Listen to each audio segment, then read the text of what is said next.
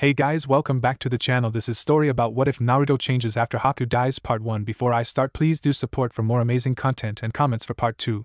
Do consider to subscribe my channel and share my video to your friends and check out the description as well. Let's start the video. The mission to Wave Country. That was the beginning of a tale that would be told for generations, the start of a legend. However, what if that mission had ended a little differently? How much would it change? Better yet, would it be for the better or for worse? Only time would tell. The battle between Naruto, Sasuke and Zabuza's apprentice was not going well for the rookie genin. The masked missing nin was playing around with them at this point, launching Saban after Saban at the two young ninja. Sasuke, being unable to melt the mirrors and having just awakened the Sharingan, was trying his hardest to use Naruto's clones as a way of blindsiding the masked ninja.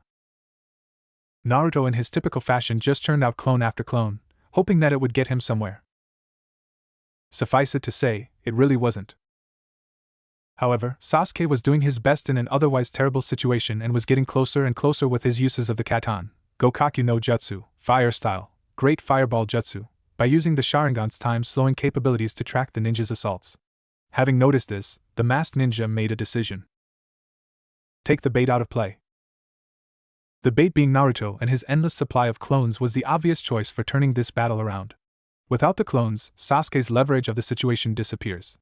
But instead of Naruto, Sasuke is taken down. This drives Naruto in a fit of rage and sadness of losing his first friend to call upon the power of his tenant, the Kyuubi. He makes quick work of the masked ninja after giving basically everyone a heart attack by releasing the malevolent chakra of the Kyuubi. After punching the masked ninja through the mirrors, Naruto goes for a finishing blow. However, something happens that he does not expect. The mask had fallen away after the blow, showing him none other than Haku, the boy he met in the woods not too long ago. This time around, however, he cannot stop his attack fully, his momentum too high, and his surprise clouding his mind, so he strikes the boy with the least amount of force that he could, which knocks the boy out. He simply stares at the boy, wide-eyed. "But why? Why were you so nice that day?" Naruto said quietly to himself as he tried to come to terms with what was happening. Then he begins to hear the sound of chirping birds, and looks over to see Zabuza pinned by a squad of dogs, while his teacher, Kakashi Hatake, the copy ninja, is holding a mass of writhing electricity in his palm. This was his signature jutsu, the Raikiri, lightning cutter. "Your future is death," Kakashi said before running at Zabuza and impaling his hand through his heart. Zabuza's eyes widened and he let out a cry of pain before falling silent, the dogs immediately releasing him and poofing away. That was disgusting, Naruto thought while trying not to throw up. Who could blame him? His teacher's hand was in the guy's chest. Immediately clapping was heard. All eyes turned to see Gato and his army of thugs simply looking on at the ninja's fight.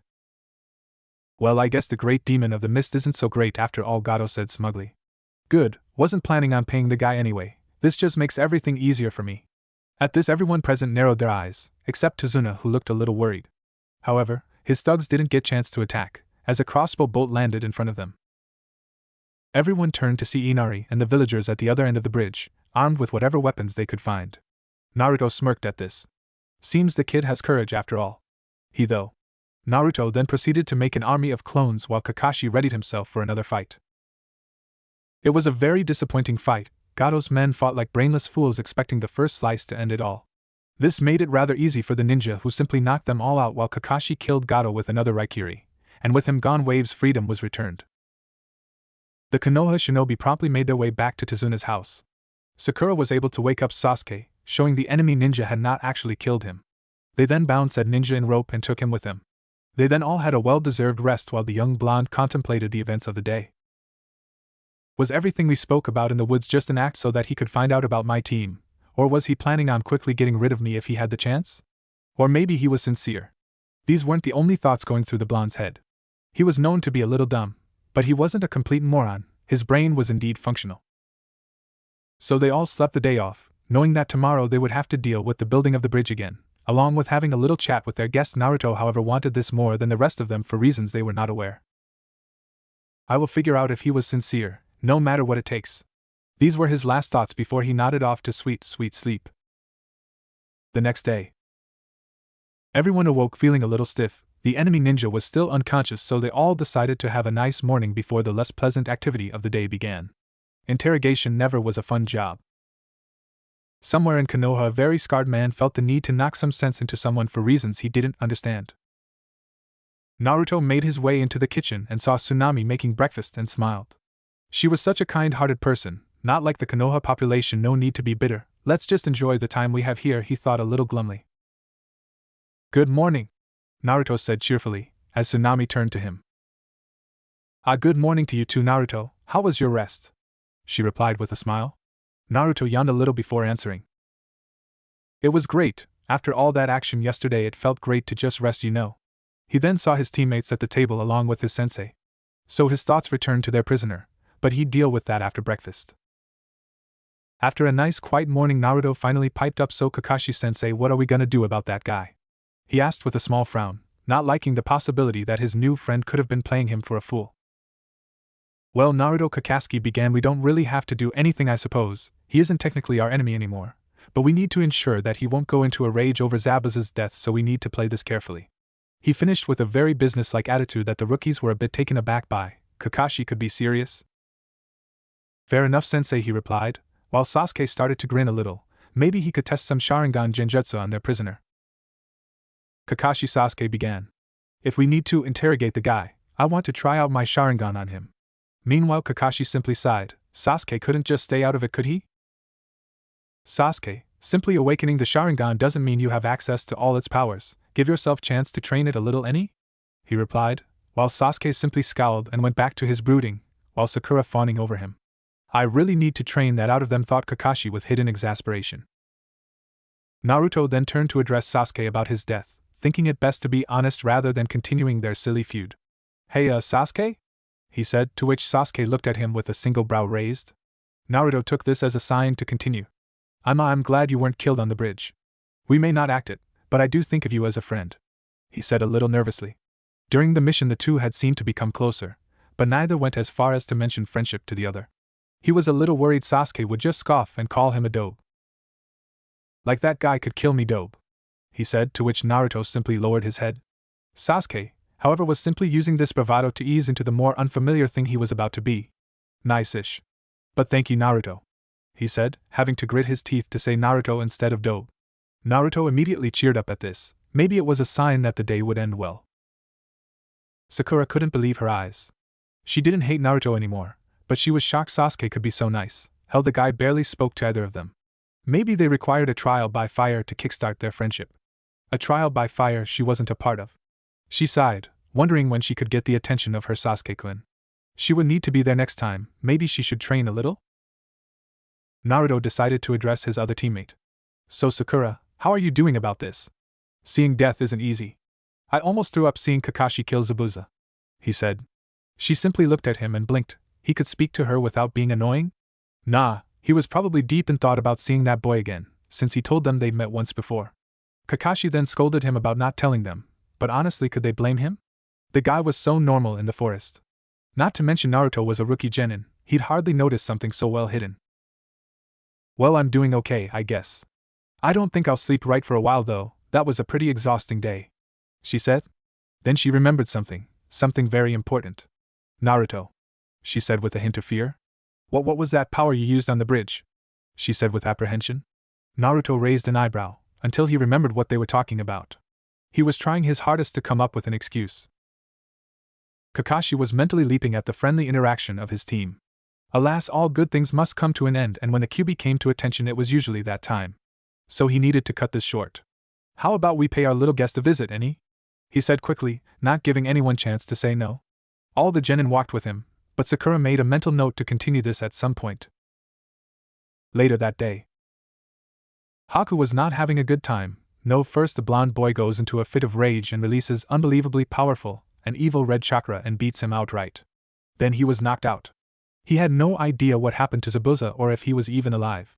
Not to mention he was a prisoner. Who knows what they planned to do to him? Then his heart sank. What if Zabuza was dead? What could he do without his master? He was never made to do anything himself. The only serious decision he ever made was to go with Zabuza, and now that he was dead he had no purpose. Maybe I can just get them to kill me and get it over with, he thought sadly.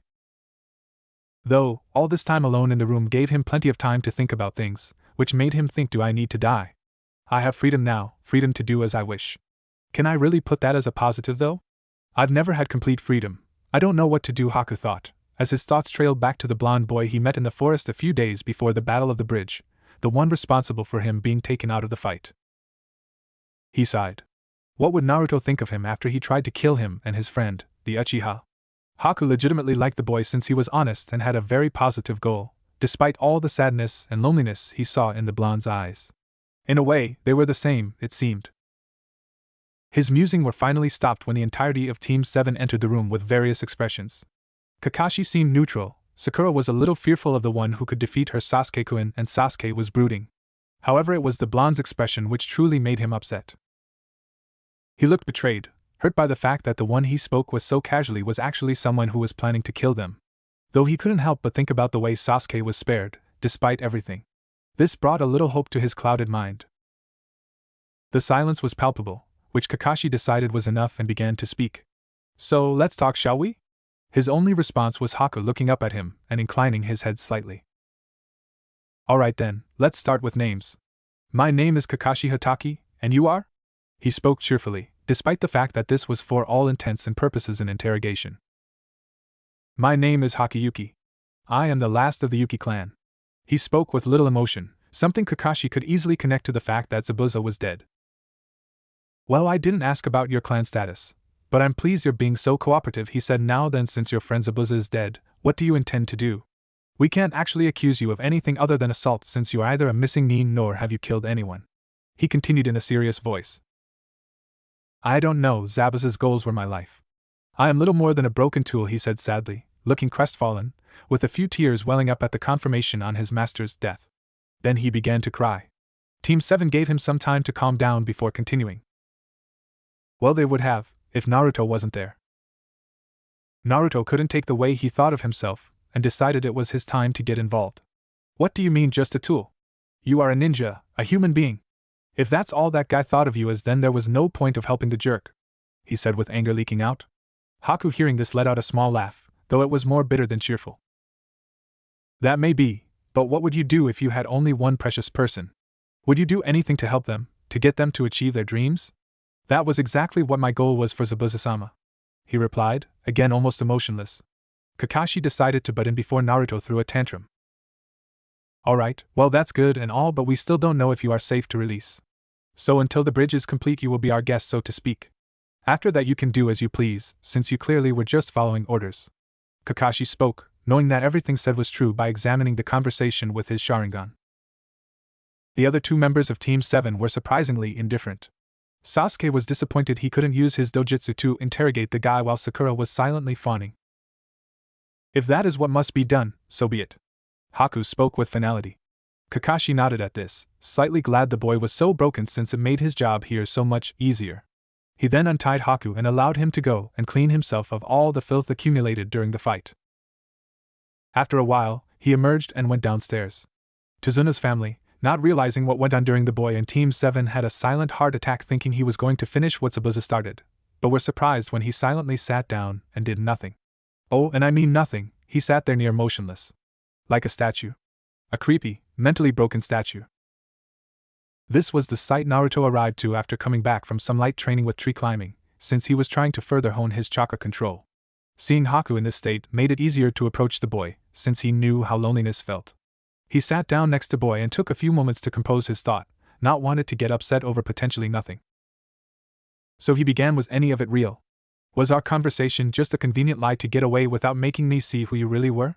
He said softly, not really wanting the answer, but steeling himself for it when it came. Yes, it was. I could see we were the same. I saw it in your eyes, the loneliness and the pain, and it made me happy to see another who had shared those feelings, so I couldn't help but interact with you. Haku replied. Naruto let out a genuine smile at this. He was thrilled that the boy hadn't just been lying to him. That's a relief. I was afraid you were just lying to me or something. So what are you going to do when we finish the bridge? You can't exactly just wander. It's not really safe to do that. Naruto replied, never losing his smile. I still don't know. I have never really made my own decisions, Naruto. I have been following Zabuza-sama's orders to the letter my whole life since the incident, Haku said, flinching slightly at the last part. Bringing up his past was never the easiest thing for him. He had major family issues. Do you want to talk about it? Naruto replied nervously. He didn't exactly want to drive the boy away by bringing up a topic he didn't want to discuss, but his curiosity got the better of him. Haku thought about this for a second, weighing the options. I think I should talk about this, to finally let it go, he thought. Why, yes. However, could we speak somewhere more private? This isn't easy to speak about, he said, clearly apprehensive about doing so. That's fine, Haku, let's go up into the room, Naruto replied softly. He wasn't exactly clever, but if there was one thing he understood, it was a painful past experience. Hell, he had a pretty damn good chance of beating most sob stories. Thank you, lead the way, Haku stated. Naruto nodded, leading him upstairs and into his temporary sleeping quarters. They then sat down in an uncomfortable silence, while Haku mentally prepared himself for the story he was about to tell for the first time. He didn't even bother telling it to Zabuza, knowing his past meant little to the man. My Ka-san was a member of the Yuki clan, like I was. However, in Water Country the current Nizukage declared Kekei Genkai, bloodline limits, to be impure or evil. I can't remember the specifics of why he did it, but he did.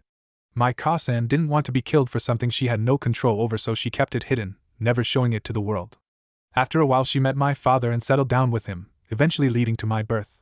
He recalled happily, this was the good part of her early life, so she had no issue telling this part. My early life was very good. My Ka-san and Tu-san were nice people. We weren't rich or anything, but we could live comfortably. However, that all changed when I awoke my Kekei Genkai, Haku said. Naruto could immediately tell where this was going and so steeled himself for the tragic end. I used my Hayatan powers carelessly. I wasn't even aware it was a Kekei Genkai. At that age I knew little about the shinobi world. My Ka-san saw that and slapped me across the face, something she never did unless it was extremely serious. She yelled at me never to use it again, but my Tu-san saw everything. He continued, barely containing his anguish. My Tu-san he killed my Ka-san, something to do with demonic bloodlines or something. I wasn't really listening, I was far too afraid. He came at me with tears running down his face. I don't think he really wanted to do it. He was likely told by his friends that they'd report his family. So I did the only thing I could, unconsciously channeling my Hayatan powers, and I killed everyone in the house. I had no choice, he said, no longer containing the tears. Naruto couldn't help but hug the poor boy. He noticed something though. Haku's chest did not seem like something a guy should have. Oh my god, he's a she, he exclaimed mentally. Though honestly he was cheering, glad that he wasn't hugging a guy.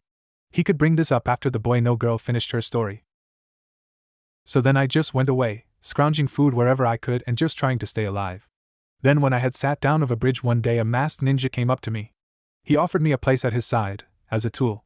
That man was Zabuza-sama. From then on I simply did as he required and helped him however I could. I had a purpose. Then this all happened. Now I have nobody again. She finished crying again. Naruto couldn't help but comfort the girl. It's alright, Haku. If you want, I'll be your precious person. I'll be your friend, he replied soothingly. Haku could do little but widen her eyes. I tried to harm his friends and the bridge building. I tried to break his will within the mirrors. I did all that and he wants to be my friend? She thought, frantically trying to make sense of this. You what? You want to be my friend? After a quick nod, she couldn't hold back her confusion. Why? She all but screamed. I've done nothing but harm your team since you got here. I attacked your friend, the Uchiha. I could have killed him, and allowed the death of your sensei and your other teammate, she said. Naruto just smiled up at her though, since she had risen to her feet in her rant. That's not true. Did Zabuza make you speak to me in the forest? Did Zabuza tell you to take non-lethal shots on Sasuke? That was all you, Haku. You are a good person with an unhappy life. She couldn't hold back the tears with these words, jumping at him and hugging him fiercely. Thank you? She repeated like a manta. Naruto was happy that she was comfortable enough around him to run her emotions like she was. Then again, the topic isn't exactly easy to speak about. You're welcome, Haku-chan, he said unconsciously. Then both he and Haku realized what she said, and she jumped back with a cute eep, and looked at him with a small blush while covering her mouth. What did you say? She spoke slightly nervous. She wasn't expecting such a term of affection. Wait a minute, that was the female term, she exclaimed mentally. Did he know? Her eyes widened for a moment before returning to normal. Why should I care? I have no orders to hide it anymore, she thought happily while a small smile formed. Never mind, she said. Thank you again, Naruto-kun, she said somewhat nervously. She didn't know how he'd react to being called that. All fears were erased when a huge smile greeted her words, and he just sat there looking in her direction. No problem, Haku-chan, he spoke cheerfully. Haku simply returned the smile and they went back downstairs, unknowing of what just began. A legendary partnership had been started. After the bridge's completion, the rest of the week went smoothly. The team, along with Haku, who was surprisingly cheery, guarded Tizuna and his men while they constructed the bridge. It wasn't really like they needed to, but it made the village feel safer having its heroes overlooking them. They had no issue guarding the bridge since it was an excuse to do nothing for the rest of the week. Naruto and the girl had gotten a little closer over the week, since due to the fact Sasuke would still brood and train while Sakura fawned and did little else. Naruto didn't really have anyone to talk to but Kakashi, and his sensei still scared him a little after the fiasco with his Raikiri. Haku and Naruto just chatted a little and got to know the other a little. The week did wonders to cure Haku's sadness over losing Zabuza. She was now aware what the man never offered her. She never felt wanted with him, but now she was beginning to understand how it felt again. Now that the bridge was done, Team 7, Haku and the villagers were standing at its end. Team 7 was preparing to return to the Leaf Village, and the villagers of the town were seeing them off. There was one other matter of business left, however. Kakashi felt it necessary to sort it out as quick as possible. So Haku, what do you intend to do now? He spoke seriously, his tone commanding respect. Again, the genin gaped at their teacher not being a silly, perverted time-waster. Haku sighed, she was dreading this. Before she could speak, however, Naruto spoke with a loud and happy tone. She's coming to the Leaf with us, of course, he said. Team 7 were surprised by this, but mostly by the word she. He neglected to mention that little development, of course. Kakashi, coming out of his stupor, decided to clear this up. What do you mean she's coming with us? More importantly, what do you mean by she? He said. Naruto blinked multiple times before realizing he hadn't said anything and scratched the back of his head sheepishly. Oops, forgot to mention that, did I? He said, earning nods all around. And obviously I said she's coming with us because she is. Right, Haku-chan? He said. Looking at the newly discovered girl, they could all tell she was in an internal struggle except Naruto, being oblivious as he is, and all waited for her answer. Well, she said. What if they hate me for my Kekkai Genkai there? What if I'm treated like an outcast again? Her thoughts raged on before she composed herself and continued. Would they hate me there? She said meekly. Naruto was a little confused and decided to put his questions to rest. Why would they hate you? It isn't like you're a, he said, remembering her childhood. They wouldn't hate you, Haku-chan. Konoha loves Kekkai Genkai. It would be the opposite of Mizu no Kuni, land of water, I promise. He said calmly, not needing to explain what happened to her to his team since Kakashi pieced it together immediately. Haku still looked unsure but decided nothing could come from inaction. Okay, I'll go to the Leaf Village with you, she said with a small smile. That in turn caused Naruto to smile, not going unnoticed by Kakashi. He simply decided to ask about it later though, and they went on their way. Near the Leaf Village. The travel from Wave to the Leaf Village was peaceful. Serene, even. It was mostly a silent trip, but not uncomfortable. Haku was thrilled and frightened at the same time at the prospect of living in the Leaf. Naruto was ecstatic about his new friend coming with them. Kakashi was enjoying his book, Sasuke was enjoying his brooding, and Sakura was fawning over said Uchiha. All in all, it was a pretty nice trip. Near the Leaf Village, Haku decided to break the silence. So what's the village like anyways? She said calmly. Kakashi decided to answer before Naruto could get into a rant. Oh, it's a very lively village, not like the other great villages. It's always calm with a happy air around it. You'll probably love it, he said, but finished with another sentence in his mind. If the Sandaime lets you in, that is. Oh, who am I kidding? Naruto will vouch for her, and the Sandaime can't turn Naruto down, he thought with a small chuckle. They finally arrived at the village gates, and they all just waited for Haku to finish taking in the sights when Naruto said, Welcome to the Leaf, Haku-chan. Welcome to the Leaf, Haku-chan, said the energetic blonde of the group. Haku, however, didn't really hear him, too enthralled with the sight of the village. It was nothing like Haku was used to. She had never been in a major village. It was completely alien to her. In a good way. She smiled and focused back on the group, who seemed curious what her reaction would be. It's wonderful, she said, getting smiles from Team 7 and a slight grin from Sasuke, who is much too cool to smile. Then Kakashi decided to get the ball rolling. Since they had been standing just outside the gates for a little while now, they probably looked a little odd to passers-by. Let's actually go into the village then, shall we? He said, earning nods from the rookies and Haku. They walked into the village and went up to the reception desk, home of Kotetsu and Izumo, the eternal Chunin. Kakashi decided to sign them in. Team 7 and Jounin instructor Kakashi Hatake returning from a mission along with a guest who would like to request housing within the village. He said almost like clockwork. The genin found this a little weird. Didn't they know who they were? They were there when they left the village. Haku wasn't really paying attention to Kakashi, she was too busy trying to perceive how her life would be in the village. Oh hey Kakashi, Izumo started, before turning more professional. How did the mission go? Just the regular C rank, right? He continued, despite knowing that picking up a guest didn't usually happen on normal C ranks. Kakashi grinned under his mask, this story would probably never get old. He could already see it, all the other jonin standing there shocked while he inwardly laughs at their expressions. Well, if you call running into Zabuza Momochi and the Demon Brothers a regular C rank, then sure, he said, smiling. Izumo's jaw hit the floor with this while Kotetsu swung his head around to face them, interest newly found after his proclamation. They couldn't believe their ears. 3 genin and their jonin sensei fought the Zabuza Momochi? What? Kotetsu shouted in surprise. Why the hell would you let fresh genin fight an A-rank missing nin? He continued. Izumo just nodded, still shell-shocked, while Kakashi was trying his hardest not to laugh at their reactions. The genin weren't so strongly willed, however, and broke down laughing. Well, Naruto and Sakura did. Haku let out a few giggles while Sasuke, being the killjoy he is, was simply tapping his foot, wondering why this was taking so long. Seeing that he'd had enough fun, Kakashi decided to end their little charade. Well, by the time we ran into Zabuza we were already in wave. Not to mention pulling back would have undoubtedly led to the death of our client.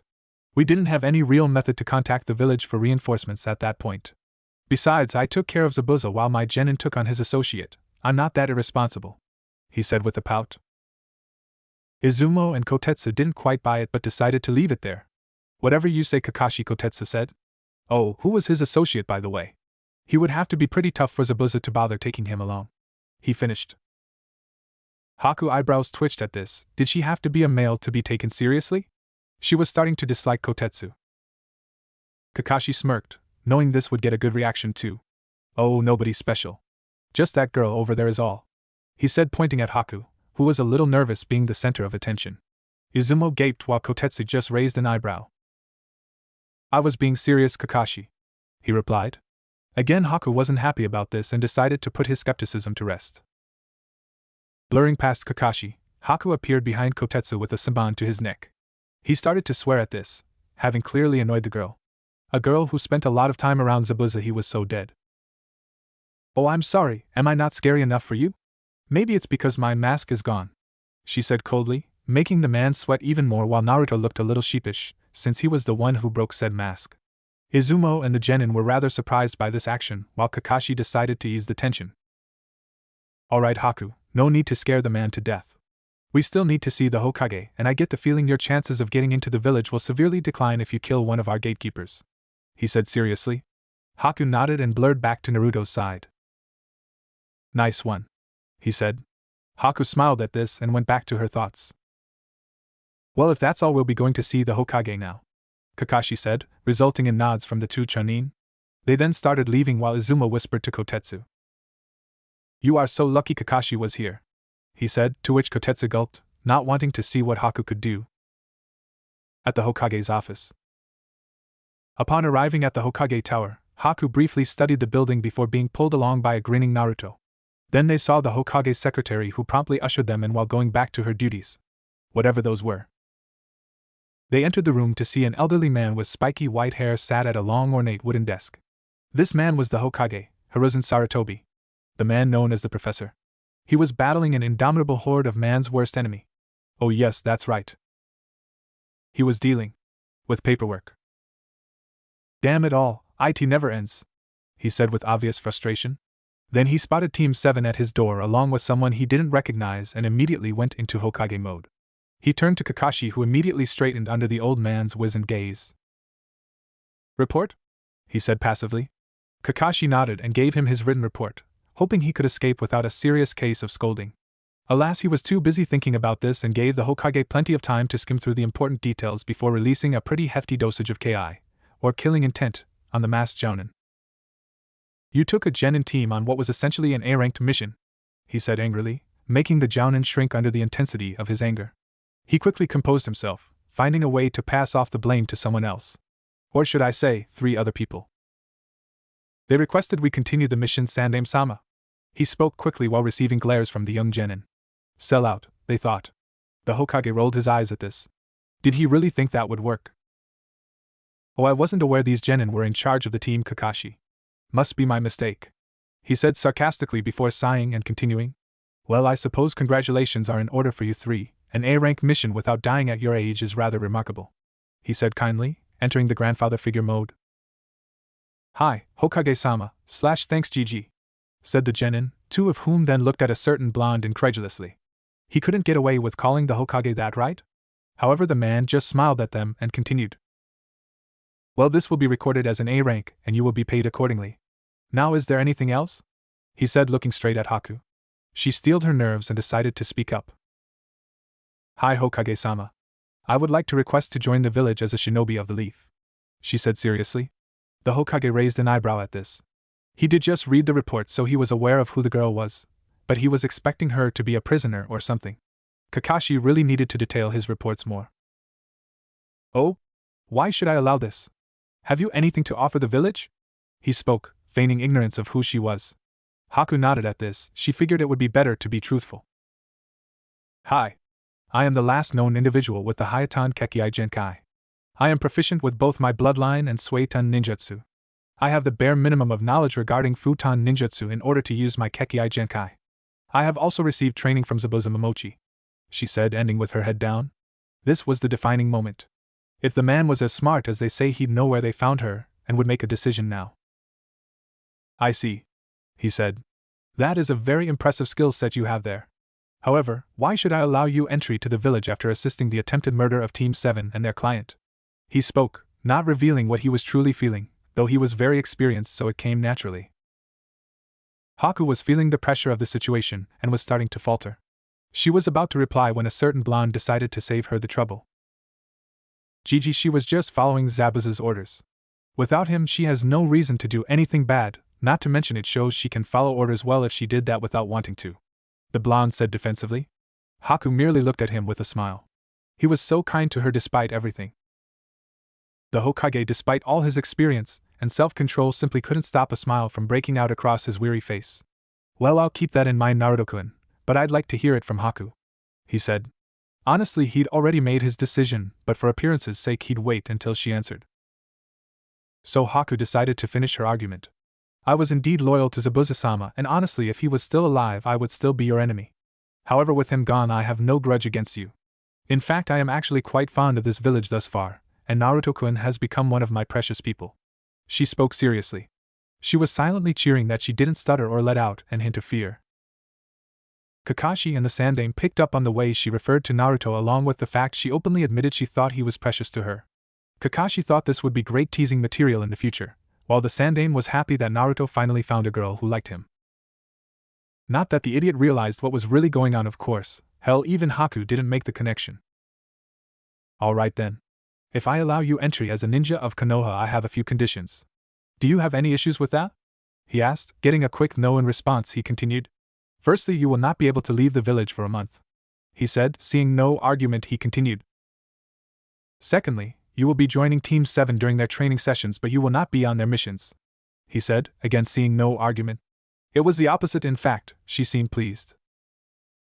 Lastly, you will be inducted as a genin and must raise through the ranks like everyone else, understood? He finished, getting a nod and nothing else. He then smiled and got onto a more cheery topic. Then from this day forward, you Haku are a shinobi of Konoha, he said, holding out a headband. Haku smiled and was thrilled that she wouldn't be sent away. Naruto was ecstatic that she could stay and he could spend more time with her and Kakashi, and the rookies looked pleased. She was a nice girl once you got past the attempted murder. Hiruzen decided to finish this up. Now, if that is all, I must request you all leave. Naruto, I will speak you soon, I'm sure, he said. They all turned to leave when the air grew cold. Oh, and Kakashi? I expect you back later for a chat about your teaching style, he said in a tone that promised either pain or a massive chewing out. He sighed and left the room. Haku, the Sandaime called, to which she turned and walked back to the man. I don't suppose you have somewhere to stay, do you? I can't exactly have you sleeping outside now, can I? He said. She blinked. Where was she going to stay? Maybe they'd give her temporary housing. No, I don't, she said neutrally. The Sandaime sighed. Arranging temporary housing was always a pain in the ass. The apartment complex owners would argue with him for ages to stop from having to give an apartment for free. Naruto, who was waiting at the door, looked up at this. You could stay with me, he blurted out without thinking. Then he blinked repeatedly, realizing what he said. Why did I say that? When she sees the state of my apartment, she'll think I'm some sort of lazy slob, he thought. The Sandaime smirked playfully. Well, Naruto-kun, while I'm sure she appreciates the offer, your apartment is not made for multiple people. I'll sort out the housing, come back in an hour or two, Haku, and I'm sure I'll have something for you, he said. Haku, who had blushed at the concept of living with Naruto, for reasons she didn't understand, settled down at this and nodded. Thank you, Hokage-sama, she said. He nodded and sent them out. Then after a few minutes he spoke, seemingly to himself, loudly. Umbu! Bring me Kakashi! He shouted, making the shadows of the room flicker about before disappearing. He sighed and leaned back. I'm too old for this shit, he thought achingly. With Team 7 and Haku. Alright, my cute little genin, congratulations on your first A-ranked mission. I wasn't expecting to say this so soon, but it brings me nothing but pride to say so, he said happily with a trademarked eye smile. Team 7 smiled at this before Kakashi continued. Alright, have a good rest tonight, and meet me at Training Ground 7 and 0600. He said before the ANBU appeared and whispered something to make him pale and promptly shun Shin away.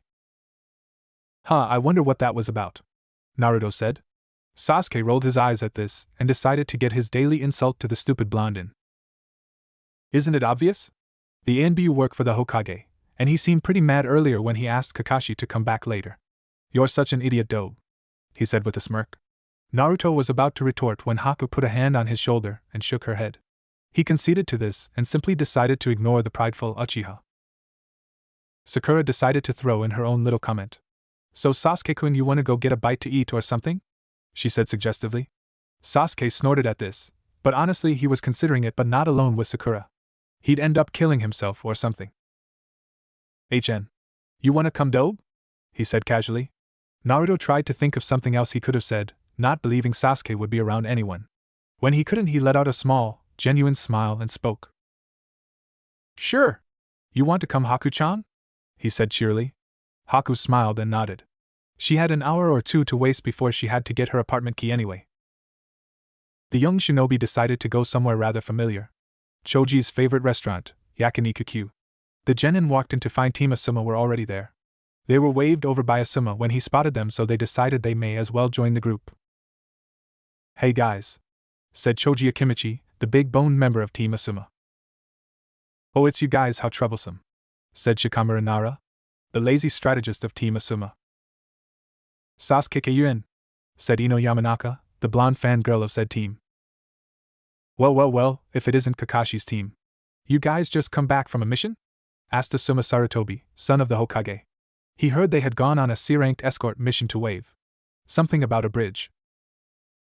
Yeah, it was an escort mission, Sasuke said dryly, not wanting to allow Naruto the opportunity to give a very detailed recollection of the mission. Asuma raised an eyebrow at the blunt answer before continuing. Anything interesting happen? He said, knowing that Kakashi was in some sort of trouble from some ANBU that walked in earlier who he'd briefly overheard saying the Hokage was ranting on a masked, gravity-defying gray-haired jounin. This time Sasuke couldn't stop the exuberant blonde. You bet your ass something interesting happened. We ran into Zabuza Momochi, he said loudly. At this, every shinobi in the restaurant dropped dead silent.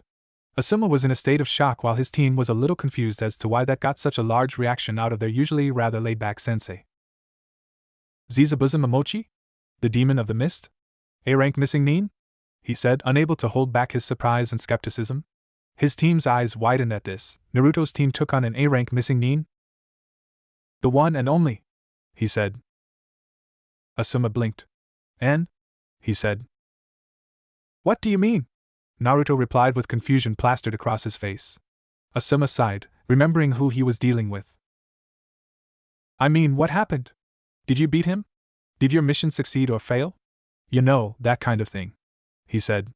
Sasuke sighed, tired of Naruto's long-ass stories, and the fact that he was starving wasn't helping.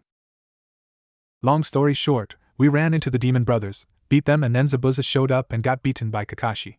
Then Haku, here he pointed at the girl who was working with Zabuza at the time, saved his ass, he said, earning stares from all around to center on the girl.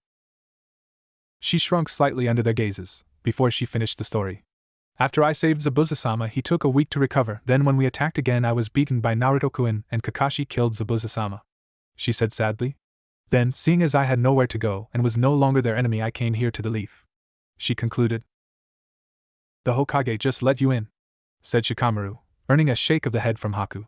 He took this as a sign that she was going to clear up the situation. The Hokage made me explain to him my reasons for coming here, my skill set and my loyalties. He concluded that I was safe to allow in the village under a few conditions, she said, earning a nod from Shikamaru. If the Hokage trusted the girl, he had no arguments. Sasuke, tiring of this conversation, decided to end it. If we're done, I am rather hungry, he said with barely hidden irritation. Ino decided to try to woo him. She didn't quite get the message during their academy days. Oh, Sasuke-kun, you can share with me if you want, she said, tapping the free seat to her side. Sasuke simply rolled his eyes and sat next to Naruto, who had an end seat next to him. The idiot was the only person he could remotely stand, which was weird considering how loud the guy was. Oh, by the way, I'm Shikamaru Nara, the loud blonde girl is Ino Yamanaka, and the guy at my right is Choji Akamichi, Shikamaru said to Haku, who smiled somewhat nervously and replied. It's a pleasure to meet you all. My name is Hakiyuki, she said, immediately drawing the attention of the jounin at the table. Yuki? As in the Yuki clan? Asuma asked, intrigued at the concept of the leaf gaining a new clan, with a Kekii Genkai no less. Kekii Genkai were game changers by nature, always an ace on the battlefield. Yes. I am the last known member of my clan. Zabuza-sama took me in at a young age and I've been traveling with him since then, she said glumly. Asuma looked at her sadly, knowing she was upset about this. Well, looks like you and Sasuke have plenty to talk about, muttered Shikamaru, though nobody heard him. Enough with all that, time to eat, Choji remarked loudly. The dinner was going nicely, everyone was having a good time. Sakura and Ino were obviously butting heads over Sasuke while he was being unsociable, but besides that everyone was chatting. Though Haku didn't have much experience with people and mainly chatted with Naruto. Ino had been mostly ignoring said girl in her little feud with Sakura, but eventually remembered she was there and decided to speak with her. So, Haku, was it? She asked, receiving a nod.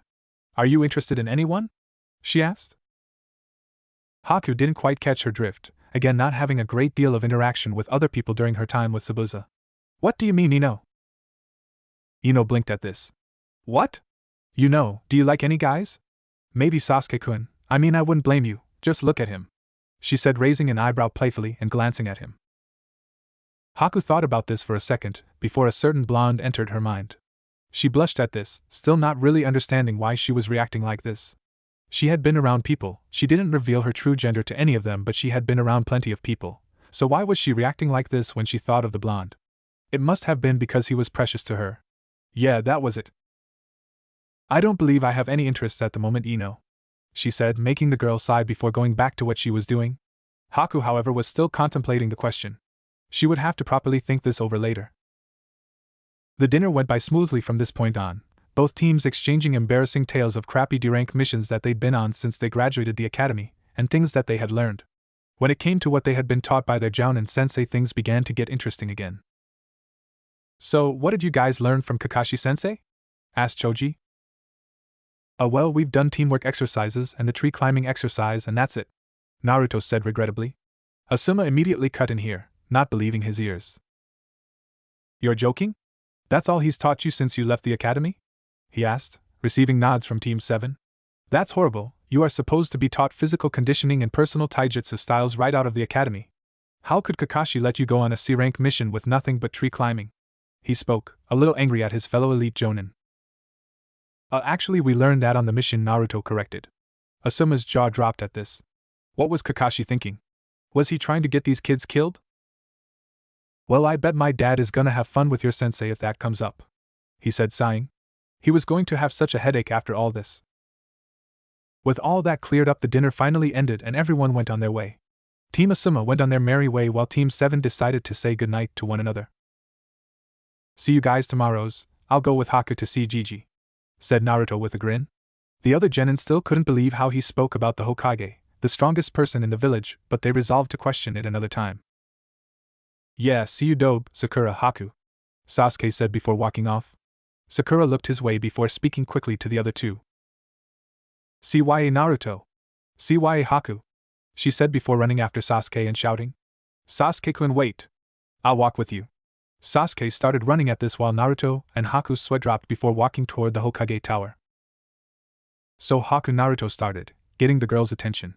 What do you think about Konoha so far? Do you like it? He said with a somewhat neutral expression. He hoped she liked it here.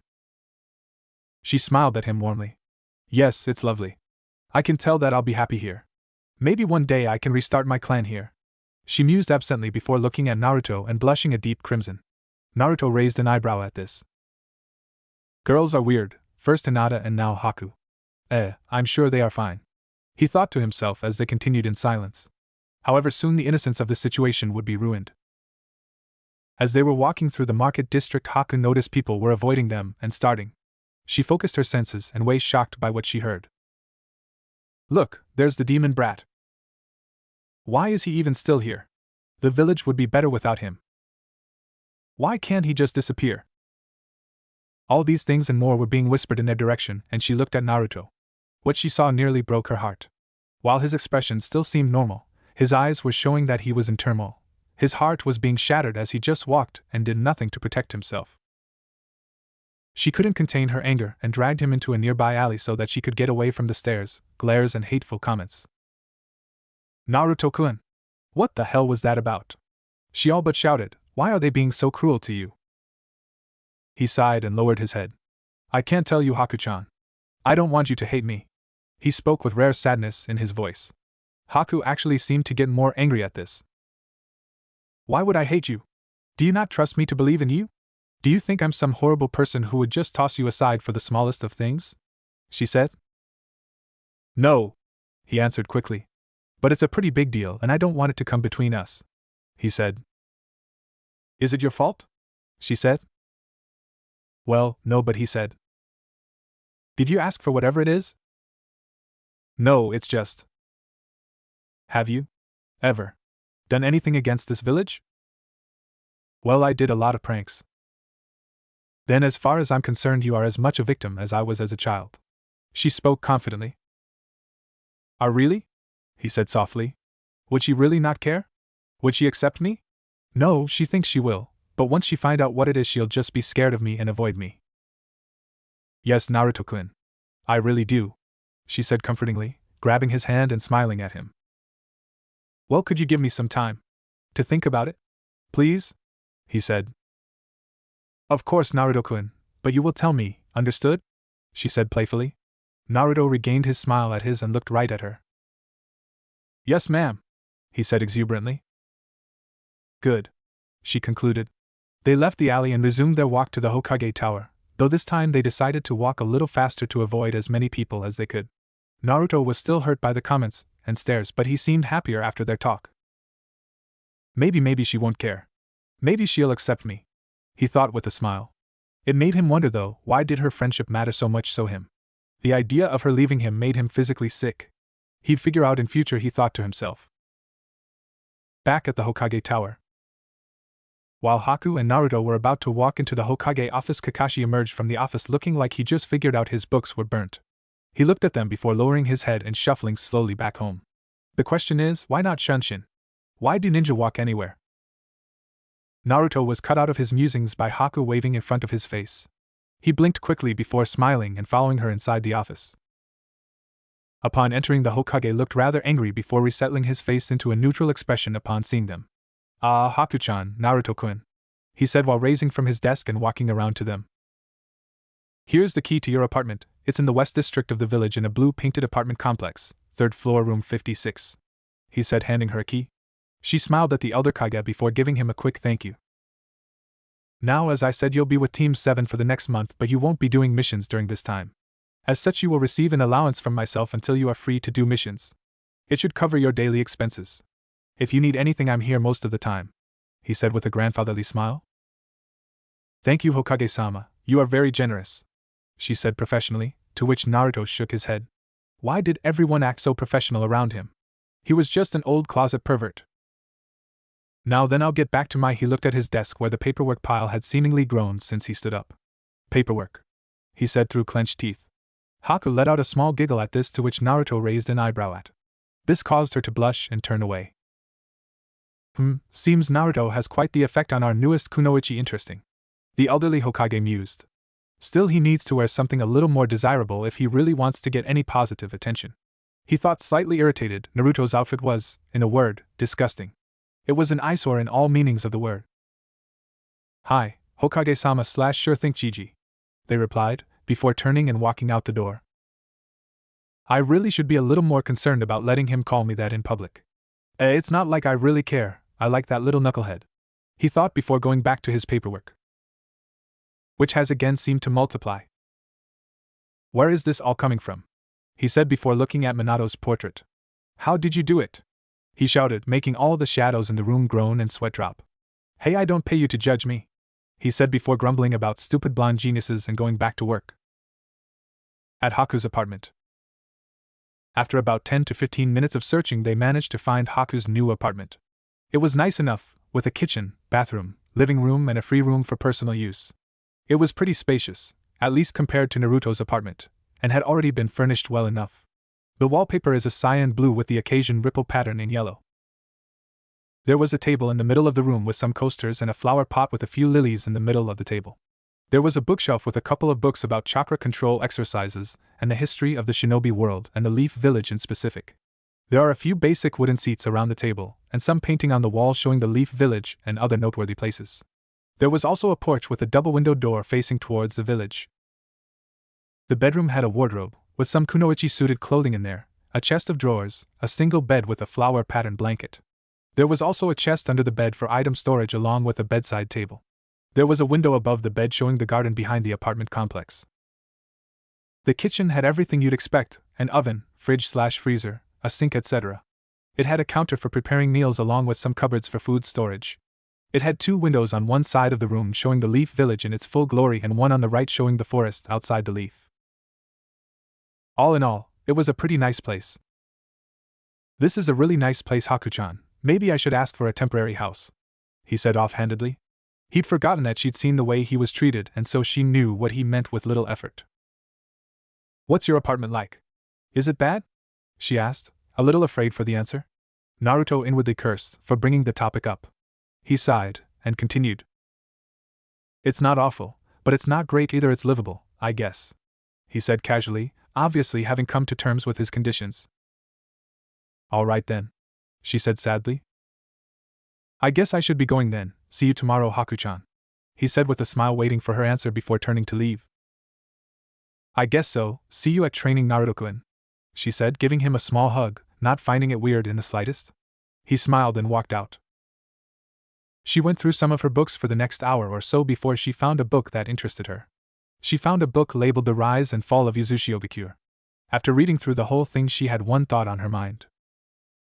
Uzumaki clan? With Naruto at his apartment. Naruto lay on his bed and let out a huge sigh. The day had been quite long, and not to mention Haku figuring out about his treatment already. He decided to ignore it and walk to his kitchen, but found something interesting. A message and what looked like a slip of paper. "Hey Naruto, I got a bit of advice from the Hokage about the way I train you, so I got you this.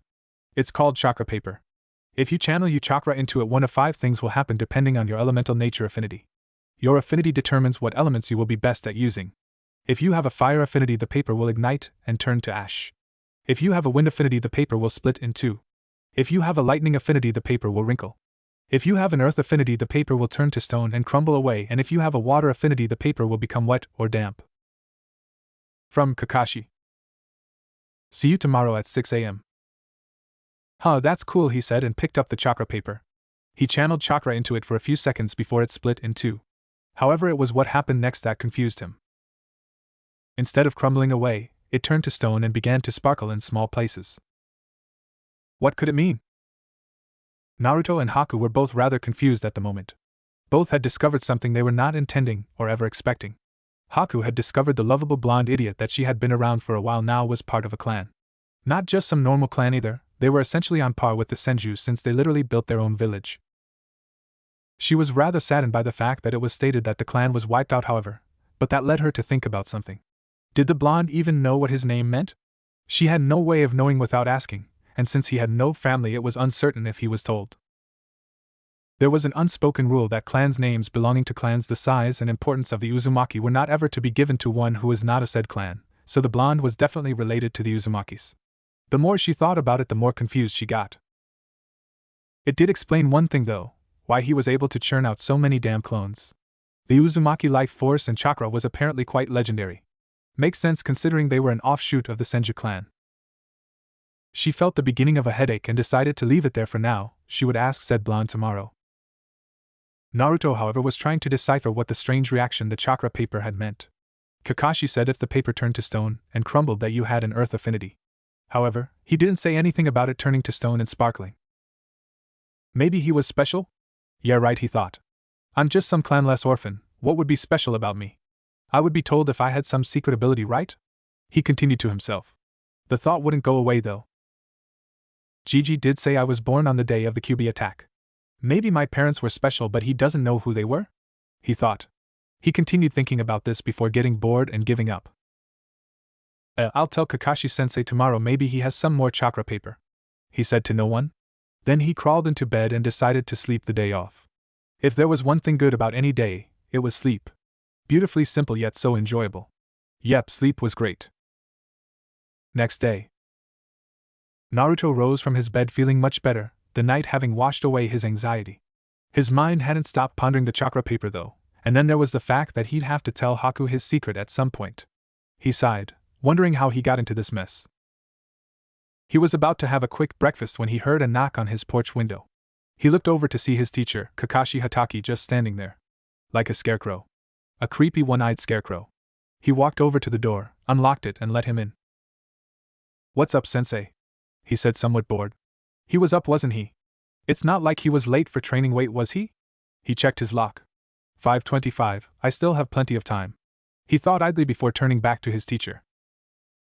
Oh, nothing important, Naruto, just wanted to bring you this, he said, holding out an assortment of random healthy foods. Naruto blanched before sighing. He was sighing a lot since the wave mission, must be stress. I assume you want me to eat healthier, right, sensei? He said, getting a nod in return. Damn it, fine. I'll eat your stupid fruits and vegetables. He continued, walking towards his table to start preparing his breakfast. Kakashi simply smiled at how easy his genin were to control. Is that all, or do you want something else, sensei? Naruto called over to him, without turning from his breakfast. He couldn't waste time now, could he? I was wondering if you got my other little gift, he said, earning a nod from Naruto before he realized this was the best way to bring this up. Yeah, I did. Something weird happen when I used it, he said. Kakashi raised an eyebrow at this. He was wondering what could have happened. Maybe he had a strong affinity for wind like his father, since Kakashi knew his parents rather well. He'd never tell the blonde without permission, of course, but he thought of himself like an older brother to the kid. Oh really? What happened? You have a strong affinity for something? He said casually, not wanting to give anything away. Naruto shrugged and looked at his ceiling, as though in deep thought. Well, I'm not really sure, the paper cut in half which shows I have a wind affinity, but it was another thing which confused me. It wasn't on your list at all. Well, it was half on the list, I guess, he said. Kakashi was growing increasingly interested at this. Did the blonde have a gift? Show me, he said seriously, holding out another piece of chakra paper. Just do what you did yesterday, I'll tell you what it mean, he continued. If I can, that is, he mused. Naruto grabbed the chakra paper and began to concentrate. Like he said, it split in two. And just like he said, it did something rather interesting. It turned to stone and began to sparkle in the light. Amazing, thought Kakashi. I have no idea what this means. I've never seen that before. Maybe he has a very strong earth affinity? It's as much my guess as anyone else's, he concluded. Noticing the blonde's attention was on him, he decided to make an excuse for now. Well, Naruto, it appears as if you have a very powerful earth affinity. That's very good, as you have the most defensive element along with the most offensive, he said cheerily. However, he wasn't sure if that was the extent of the story. Well, anyway, I'll see you at training. Ja-na, he said before using the shunshin to leave. Naruto raised an eyebrow at the sudden exit. Oh well, he'd see him in half an hour anyway. After eating, a quick shower and getting dressed, he picked up his equipment and headed to the usual training ground. He groaned, like he was actually going to learn anything. Then again, he did test their affinities. Maybe he was planning to teach them some kick-ass jutsu. He scoffed. Yeah, right. At Training Ground 7. The majority of Team 7 besides Naruto was already at the training ground. Sasuke was first there, since he had no hobby and was generally a hard ass, followed by Haku, who knew the importance of punctuality, and then Sakura. The group saw a small blonde blur in the distance, and knew who it was. Hey guys. Good morning, he said to them after coming to a stop with a small smile. Haku noticed he seemed a little off. More serious than usual. Maybe he'd discovered something important since last night. So, what are your affinities, guys? He asked happily. Sasuke grunted before saying, lightning. Small fire. He wasn't really happy about this. Uchiha were primarily Katan users. He'd already gotten his anger out the last night though, so he could at least keep up his oh-so-important air of indifference. Sakura smiled and said, I got water. I think it suits me pretty well, not like those dangerous ones or messy like earth. She finished. Everyone's sweat dropped at this. She was a kunoichi for Kami's sake. Naruto sighed before continuing. Cool, I got wind and a strong earth, he said. The word strong caught everyone's attention. How did he know if it was strong or not? What do you mean strong, Dobe? Sasuke said, actually interested in what he said. Naruto just smiled and replied. Well, Kakashi-sensei gave us that list of what the affinities looked like on the paper, right? He said, earning nods. Well, my earth affinity did something different than the list said, and Kakashi-sensei came to my house this morning, so I just asked him what it meant. He finished. The genin were quite surprised by this, but none more so than Haku. Chakra paper isn't supposed to do unique things unless there are special circumstances involved. My first use of it made it freeze, because of my Kekkei Genkai. What did his do? She thought, squinting her eyes at him. Naruto-kun, what did your chakra paper do? She asked. He looked at her and answered casually. Well, it was supposed to turn to stone and crumble, but mine turned to stone and started to sparkle in certain places. He answered. Haku raised an eyebrow at this. That didn't seem like a strong affinity. That reminds me, I need to talk to him about the Uzumaki clan later. She thought passively. Alright, that's enough of that. The genin turned around to see Kakashi standing atop a post. Naruto smiled up at him while Sakura was about to scream at him about his lateness. Before realizing he wasn't late. Kakashi-sensei, you're on time, she said, shocked by the fact that he was capable of being on time even remotely. Yes, well, I decided that we needed to be a bit more serious about your training, so here I am, he said. And the Sandame threatened to outlaw Ika if I didn't, he thought. Then he decided to continue. We are going to be doing physical conditioning and speed training for now. It became clear to me in Wave that you aren't all in shape to do your jobs effectively. Also, I will be evaluating your taijutsu styles to see if you are using them correctly or if they aren't suited to you, he said, earning nods. Haku, Sasuke, you two are already rather fast, so we will be working on your strength and taijutsu, he said, earning more nods. Naruto, you need to improve your speed and your taijutsu since I couldn't help but notice you don't really have any sort of style befitting a shinobi, he continued. Naruto decided to be clear what he meant by this. What do you mean, sensei? My taijutsu seems fine, he said indignantly. Kakashi chuckled at this. The boy was so easy to rile up. What I mean, Naruto, is you swing your fists like a brawler. Ninja don't just use their hands, you must attune your whole body to the fight. You must be able to hit hard but also correct yourself quickly if you miss. I've noticed you just throw all your weight into your blows and hope they connect, and if they don't, you leave yourself wide open. We also need to work on your blocking, dodging and parrying, he said, as if reading from a textbook. Then he noticed Naruto was sitting on the ground with a storm cloud over his head and laughed. Lastly, Sakura.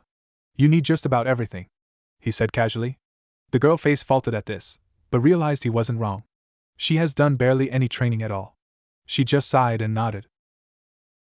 Haku, Sasuke. You two will be wearing weights and going through taijutsu katas to increase your familiarity with them while also boosting your muscle mass, he said. Then he turned to Naruto. Naruto, you will also be wearing weights, but you will be doing laps of the clearing and then you will come to me so we can work on finding you a taijutsu style, he said. Then he turned to the pink-haired member of the team. Lastly, Sakura. You will be doing all these things. However, you will be doing less of each and will work on rounding you out more before specializing you a bit more, he said calmly, earning a groan. Well then, let's get to it, he said happily. 2 weeks later. The training was, to put it simply, hell. Kakashi was a hell of a slave driver. They couldn't argue with the results though, they were already starting to see some improvements. Naruto was getting faster, and with his indomitable stamina he could keep going for a long time. Sasuke and Haku were getting more precise with their taijutsu styles and seemed stronger. Sakura was getting better all around. Kakashi managed to find a taijutsu style that served Naruto rather well. It focused on using feints and various distractions to land blows on the more vulnerable areas of the enemy's body. By working on pranks all his life, Naruto was a natural genius when it came to coming up with distractions and using feints. Hell, he managed to hit Kakashi a few times. Sakura was a different case. Kakashi decided strength training may not actually be necessary for her if she could master chakra-infused taijutsu, which he was certain she could with her chakra control. Then he managed to find her a quick and precise style that blended well with this, as a quick chakra-infused punch on an important area could end the fight immediately. Now that Sasuke had awakened his Sharingan, he was finding the Uchiha Taijutsu style to be leagues better than before, since it was intended to be used with the Sharingan to begin with. He was now capable of accurately keep up with enemy strikes and calculate where to dodge/block/parry effectively. He decided to work on speed and reaction time in his free time, since just seeing an attack didn't mean he could block it. Haku needed a lot of work on her taijutsu, having specialized in ninjutsu and hand science speed, along with precise use of Senbon. The girl was using a style similar to Sakura, one that required a lot of speed with the bare minimum amount of strength. She decided to use her knowledge of pressure points and the human body in her taijutsu. This allowed her to paralyze and disable limbs with so much as a touch. All in all, it was a rather productive couple of weeks. Kakashi was wondering why he waited so long to start teaching them. It was so much fun to see them fall and complain. Alright, my cute little genin, that's enough for today. I'm very proud of your progress, but don't get upset if you think you are progressing too slow. Physical conditioning takes a long time to master. Don't expect to advance too quickly, he said with a smile. All the genin just grumbled about stupid slave-driving senseis. Well, I'll see you all here tomorrow same time, okay? Bye, he said before using a leaf shunshin to go wherever he goes in his off hours. The genin all sighed and wordlessly walked away. Sasuke with Sakura, by with I mean followed by, and Naruto with Haku. Hey Naruto-kun? The ice user said. Could you come to my apartment with me? I need to talk to you about something, she said nervously. Naruto raised an eyebrow at this but just went with it. He was far too tired to argue. Sure, he said tiredly. They then walked in silence. Haku was silent because she was wondering how he'd react to the news, and Naruto was silent because he was worried about what she wanted to talk about. Maybe she'd make him spill the beans about Kyuubi? Oh well, too late to run away now. Not that he could run anytime soon. At Haku's apartment. After a rather uncomfortably silent walk, the duo arrived at Haku's apartment. She promptly let them in before ushering him to take a seat at her table. They were silent for a while until Haku could find a way to ease into the topic. She found a way, and went with it. So tell me, Naruto-kun, how much do you know about your surname? She asked cryptically. Naruto was confused by the way she phrased the question but replied regardless. Nothing, I guess. It was given to me by Gigi because he didn't know who my parents were. Or so he says, he said, keeping the last part under his breath. Haku sighed. This was going to take a while. He didn't know the slightest thing. What if I told you that the Uzumaki were the founding clan of Yuzushiogakure? The village of longevity, as it's so called. She said softly, knowing his world was going to be turned upside down by this revelation. Well, I'd say, he said, before realizing what she said. What? He shouted. Haku foresaw this reaction and simply handed him the book she learned all this from. He looked at the cover for a moment before reading it. Once he started reading about his clan, he was ecstatic. He wasn't just a nobody, he was a part of a clan. Alas, it was not the end of the book. Once he'd finished, he looked heartbroken. His clan was destroyed before he even learned who they were. It said nothing about survivors. For all he knew, he was the last of his clan. I had a clan and they are all gone, he said, his voice breaking. He started to tear up when Haku raised from her seat and began to comfort him. It's all right, Naruto-kun. I know exactly how you feel. I know, it'll be okay. She spoke softly, allowing him to cry on her shoulder. We have so much in common, don't we? It's like fate that we met, even under the circumstances we did. She thought happily. He was the first person to accept her besides Zabuza, and they were the same. That small thought comforted her more than she could believe. They could always relate to one another. Once he'd stopped crying, he didn't break their embrace. No, despite everything, he actually deepened it. This surprised the girl, but for whatever reason she couldn't break it either. It was warm. It made her happy just being like this. She couldn't help but wonder why she enjoyed this so much, why the blonde had such an effect on her. After a few minutes they finally separated and blushed equal shades of crimson and turning away. Haku simply placed her fist in front of her mouth while Naruto rubbed the back of his head sheepishly. Haku decided to ease the awkwardness. So, what do you plan to do about this? She said. Naruto blinked, before realizing what she was referring to. I guess I'll go see Gigi about it sometime, but I don't know why he'd keep this from me. He knows how much I've wanted to learn about my parents, he said sadly before Haku got a shot in. She couldn't let him blame the man before he'd even asked. Maybe he had a good reason. Remember the book said your clan was destroyed for their rising power. Maybe he didn't tell you so you wouldn't spread the information around, she said with a hint of certainty. Naruto just sighed. Yeah, I guess you're right. I'll go talk to him tomorrow, he said. Haku smiled at this, happy she could ease his tension. Then she had a thought. Naruto, have you ever thought about trying to raise your intelligence? She said professionally, trying not to actually call him stupid. Naruto furrowed his brow at this. He wasn't that stupid. Was he? Not really, why? He said neutrally. Well, I was just thinking. Zabuza-sama once told me the greatest weapon for a ninja is his mind. You could have 1,000 jutsu, but without the intelligence to use them correctly you would just be wasting your time. For example, when we fought on the bridge you ran straight into my mirrors without even thinking. You may have been more help outside them, she said, obviously daring him to doubt her statement. He couldn't, obviously. I guess I can't argue with that, can I? He said with a pout. Haku giggled at this, he looked so cute when he did that. Funny that's what she meant, not cute, funny yeah. While you're at it you may as well change your outfit too. Orange is not a ninja's color, she said with a playful grin, knowing he'd complain this time. Naruto's jaw dropped. Why was everyone so against orange? What? Orange is the perfect color, he bellowed. She laughed at that, his reactions were really comedy gold. Her laugh is so nice, he thought absently. If you say so, but would it really hurt to get something a bit more suited to the profession? You could get a mask too. Speaking of which, I need a new one thanks to a certain someone, she said with a smirk. Naruto huffed at this, he didn't make her attack him. He didn't exactly have a choice. Fine. He said sarcastically. Haku just looked irritated at this. Naruto began to sweat and put up his hands disarmingly. Well, to be honest, most shops won't serve me, he said, knowing that she'd probably ask him about you-know-what. Oh. I see, she said. Well, in that case, why don't I help you shop? Or better yet, you could use a henge or something, she said. Naruto blinked, again and again. I am such an idiot, he said to himself. She just let out a snort of amusement at this, he wasn't wrong. Well, we can start working on that right now, can't we? I have plenty of books thanks to the Hokage. Read some now, or borrow them and give them back when you're done, she said. Naruto grinned at this, she was a kind person. Sure thing, Haku-chan, he said with an honest smile. This in turn made the girl blush.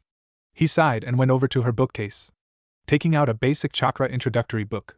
He started reading it while Haku helped him with certain things he couldn't understand. Eventually they both fell asleep, the day catching up with them, but one couldn't miss the happy expressions they fell asleep with. Outside Haku's apartment, after the duo just entered, a certain girl with shoulder-length blue hair and pupilless white eyes with a touch of lavender watched as the source of her obsession and a girl she did not recognize entered the apartment complex. She gripped the pole she was next to hard, anger evident in her eyes. That bitch, she thought. Little did anyone know, but that girl was going to be a very different person soon enough. She then stormed off back to the Hyuga compound to take out her frustrations on something. Maybe her sister wanted another spar. Well, this time she wouldn't hold back.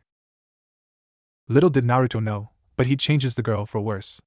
That girl was named Hinata Hyuga, heiress of the Hyuga clan, and it was time for her to stop playing around. A month later. 2 weeks passed and Team 7 continued to train until they couldn't, and then some. The results were becoming readily apparent to outsides. Thanks to his physical training and healthier diet, Naruto started to grow a little. He was maybe an inch or two higher than before. His body was beginning to look more muscular, more slim and fit. As much as could come out of a couple of weeks of training anyway. Haku was noticeably better at taijutsu. Her style was beginning to become natural to her, testing it in spars against the others. So far the only one she could beat was Sakura. Against Naruto they were about even and Sasuke rarely lost at taijutsu, the Uchiha style and the Sharingan making him far too difficult to defeat. She also began to form a more attractive figure. Now there was no doubt to her gender, even if there was little doubt before. Sakura was beginning to show skill as a kunoichi. There were obviously a lot of kinks to work out, but now she was finally beginning to become a respectable genin. Kakashi convinced her to stop dieting and to eat more nutritiously. This along with her physical training meant she was now far more energetic than before. She was developing more attractively as well, but alas the forehead was still there. Sasuke. Well, he was already the best out the bunch, Physically at least, Haku was the best all-rounded, but even so he was showing improvement. His taijutsu style was now second nature to him, and his strength and speed training were helping to keep up with the enemy's blows rather well. He had already been eating healthily and training well, so he stayed mostly the same over the period of time. Obviously muscles became more apparent, but that was about it. After a while of ranting from Haku, Naruto finally got a new outfit. It consisted of a mesh armor shirt, a black jacket with a high collar and an orange inside. He couldn't go without orange completely, dark blue A and BU style trousers, pants for those so inclined, fingerless black gloves and some black sandals. All in all, it was a much better look for him. Now Haku couldn't look at him without blushing, his figure no longer hidden. He was getting awfully confused about that. To be fair though, he was taking notice of her too, but despite the fact he'd been improving his mind over the last 2 weeks, he was still pretty clueless about the female population. Speaking of which, his intellect was improving at an astonishing rate. It made Haku question if he had ever been taught anything ever. He was like a natural genius, easily soaking up anything. Little did she know he inherited that little detail from his father. Speaking of parents, that brings us back to a small chat with the Sandaime. Flashback no Jutsu. Naruto walked into the Hokage Tower alone. He didn't want Haku around for this, knowing he was very likely to get very upset. This was a week after their chat, as he had been busy training from that point until now. His matured mind would help him a lot in this matter. He'd still call him Gigi though, you can't just train that out. He walked into the old office and, surprisingly enough, there was no paperwork. Funny how since he stopped pulling pranks the paperwork started to decline. Yes, funny. Not in any way because his pranks caused the paperwork. Nope. Gigi. He spoke calmly. The man raised an eyebrow before raising the other and dropping his jaw for good measure. The boy looked completely different, more muscle, new clothes, he was even a little taller. Hell, even his eyes looked a little different, showing a more trained mind. Why yes, Naruto-kun, he said, trying to control himself. What can I do for you, my boy? He continued. Now that he was over his shock, he was thrilled. The boy looked like a true shinobi. Obviously he'd found a good influence. Oh, nothing special. I'd just like to ask you about Yuzushioga-cure, he said with sarcasm dripping from his mouth, and then obvious anger as he spoke of his ancestors' village. The Hokage widened his eyes at this. How did he know? I guess you found out then? About your lineage? He said, earning a slight snort. Well then I suppose I can't lie any longer. Yes, you are a member of the Uzumaki clan and your mother was also a member, he said seriously. Why? Wasn't I told? He spoke angrily. The Hokage sighed and continued. Because the enemies of the Uzumaki clan still exist. If the world found out about your lineage, you may have been kidnapped. Like Kumo tried to do to your mother. Kushina Uzumaki, he said seriously, silently patting himself on the back for such a good excuse. The lie was more to do with his father than anything. The boy calmed down a little at his. Guess I should have listened to Haku, he did have a good excuse. Is it just that though? An excuse. I can get that information easily, he thought with a grin. Oh? And my father? He said, barely containing his smug expression. The Hokage just blinked at this. He'd been found out by Naruto. He was so different from a week ago. Damn, whoever convinced him to study. I can't tell you about him, Naruto-kun, he said nervously. The boy rolled his eyes. Hiruzen continued. However, I can give you all the things regarding your mother and her possessions if you'd like, he said smiling. I'll get him with this deal, he thought. Naruto inwardly cursed. He couldn't turn that down. Fine, Gigi, that'll be fine, he said grudgingly. Hiruzen did an internal dance at a well-executed plan. I'll have them sent to your apartment, he said before Naruto nodded and left. Man, that was close, Minato? Thought the elderly Hokage. Flashback no Jutsu. Kai. Back to the present, Team 7 were standing at Training Ground 7 with their sensei, Kakashi, waiting for him to tell them what they'd be doing for the day. Now then, Team 7, first I'd like to say that I'm very impressed with your recent progress, and I don't bet you could take on most new Chunin, he said happily. Everyone, even Sasuke, who had started to lighten up since the wave mission, smiled at this proclamation. Now then, today we will finally be working on your affinities. Here's what will happen. Sasuke, you will work on your lightning affinity. Naruto, you will work on earth. Sakura and Haku will work on water. Understood? He said, getting a hi from the group. All right then. Then let's get situated, yes? He said, before moving them away from one another. Well, Haku and Sakura stayed together for obvious reasons. He then gave them their tasks. The girls were to float water over their heads and down to the ground before they had mastered the first test. Naruto was to crush a stone in under 5 seconds with nothing but chakra, and Sasuke was to dance lightning around his hand without shocking himself. Kakashi expected this to take a while. Surprisingly, Haku was doing rather well, though she had experience in Suiton ninjutsu already. Sasuke was doing okay. Sakura was doing well because of her perfect chakra control. It was Naruto who surprised the man. Well, he'd stopped being surprised since last week, but it was still a sight to see. Naruto was already able to half-crush the rock in about 15 seconds. That was rather incredible. He was wondering if that was the natural talent the blonde had been hiding until recently, or whether that was due to his rare earth affinity. He'd never know. Still, it was gratifying to see his students doing so well. Naruto created a single clone while no one was looking and made it do the exercise also. He had learned about the memory feedback while reading through a scroll of clone varieties. He couldn't risk using many as the feedback on his immature mind was far greater than it would be on someone older than him. He didn't want to kill off the brain cells he'd just gotten. After a few hours of this, he'd reduced the time to 12 seconds to half crush it, and 19 seconds for it to be fully crushed. And it'll be lower when I dispel my clone, he mused. This continued for a while. Haku managed to fully master the first exercise due to her experience and chakra control. Sakura was about 3/5 ths of the way there, and Sasuke could keep the lightning around his hand for about 18 seconds before he shocked himself. Naruto, after dispelling his clone, found he could do the whole rock in 5 seconds. He smiled at this and told Kakashi about it. Safe to say that was unexpected, but he was impressed nonetheless. At the end of the day, Kakashi spoke to them. All right, Naruto and Haku have mastered the first exercise, so I will teach Naruto some basic Doton ninjutsu tomorrow, while Haku will learn some Suiton ninjutsu. Sasuke, Sakura, once you complete the exercises, we will do the same for you. Now. Dismissed, he said before he shunshined away. Man, I need to learn that. Hey Haku-chan. You used the shunshin to escape with Zabuza, right? Spoke Naruto. Haku nodded and knew what he was going to say, so she decided to speak before he could. Yes, and I'd be more than happy to teach you it, she said with a smile, which again caused Naruto to smile back. Thanks a lot, Haku-chan, it would really be a lifesaver. I'm tired of using my feet, you know? He said somewhat playfully. Haku laughed at this and just nodded before continuing. Now then, the only sign to the shunshin is the ram sign, then picture your destination, and she said as she shunshined behind him. You're there, she said happily. Naruto smiled and focused. Well then, see you tomorrow, Haku-chan, he said. She returned the gesture before he used his own shunshin to go home. However, the effects surprised Haku. Instead of leaves or smoke in this wake, there were small pink gems. The next day, as the group were gathered in Training Ground 7, Kakashi once again split them up. He went to Naruto and waited a moment for the boy to ready himself before speaking. All right, Naruto, I have 2 Doton jutsu to show you. Once you get the first down, I'll show you the second. Understood? He said, earning a nod and a small smirk. Finally!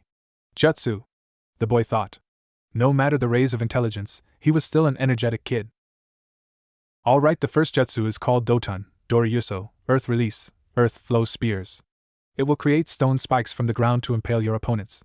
The only seal is bird, so have fun, he said before he shunshined to Haku. Hey Haku. Like I said to Naruto, I will teach you 2 basic jutsu. Master the first and I'll give you the second. Understood? He said, earning a nod. All right, the first technique is Suiton, Mizurappa, Water Release, Water Trumpet. The signs are dragon, tiger and hare. So knock yourself out, he said before he shunshined to a high branch to read his perverted books. By the end of the week, Naruto and Haku had mostly gotten the techniques down, while Sakura and Sasuke finished their elemental chakra manipulation exercises. Sasuke was given the Raiden, Kangekiha, Lightning Release, Wave of Inspiration, to learn, and Sakura was given the same jutsu as Haku. A few days later, the 4 genin had all learned their 2 elemental jutsu after a few days. Once Naruto mastered his first, he was given the Doton, Dorihiki, Earth Release, Earth-style Wall, to learn, which surprised him given that it was a B-rank jutsu. Haku and Sakura were given the Suiton, Suijin Hiki, Water Release, Water Formation Wall, another B-rank jutsu. Sasuke was given the Reiju Hashiri no Jutsu, Lightning Beast Running Technique.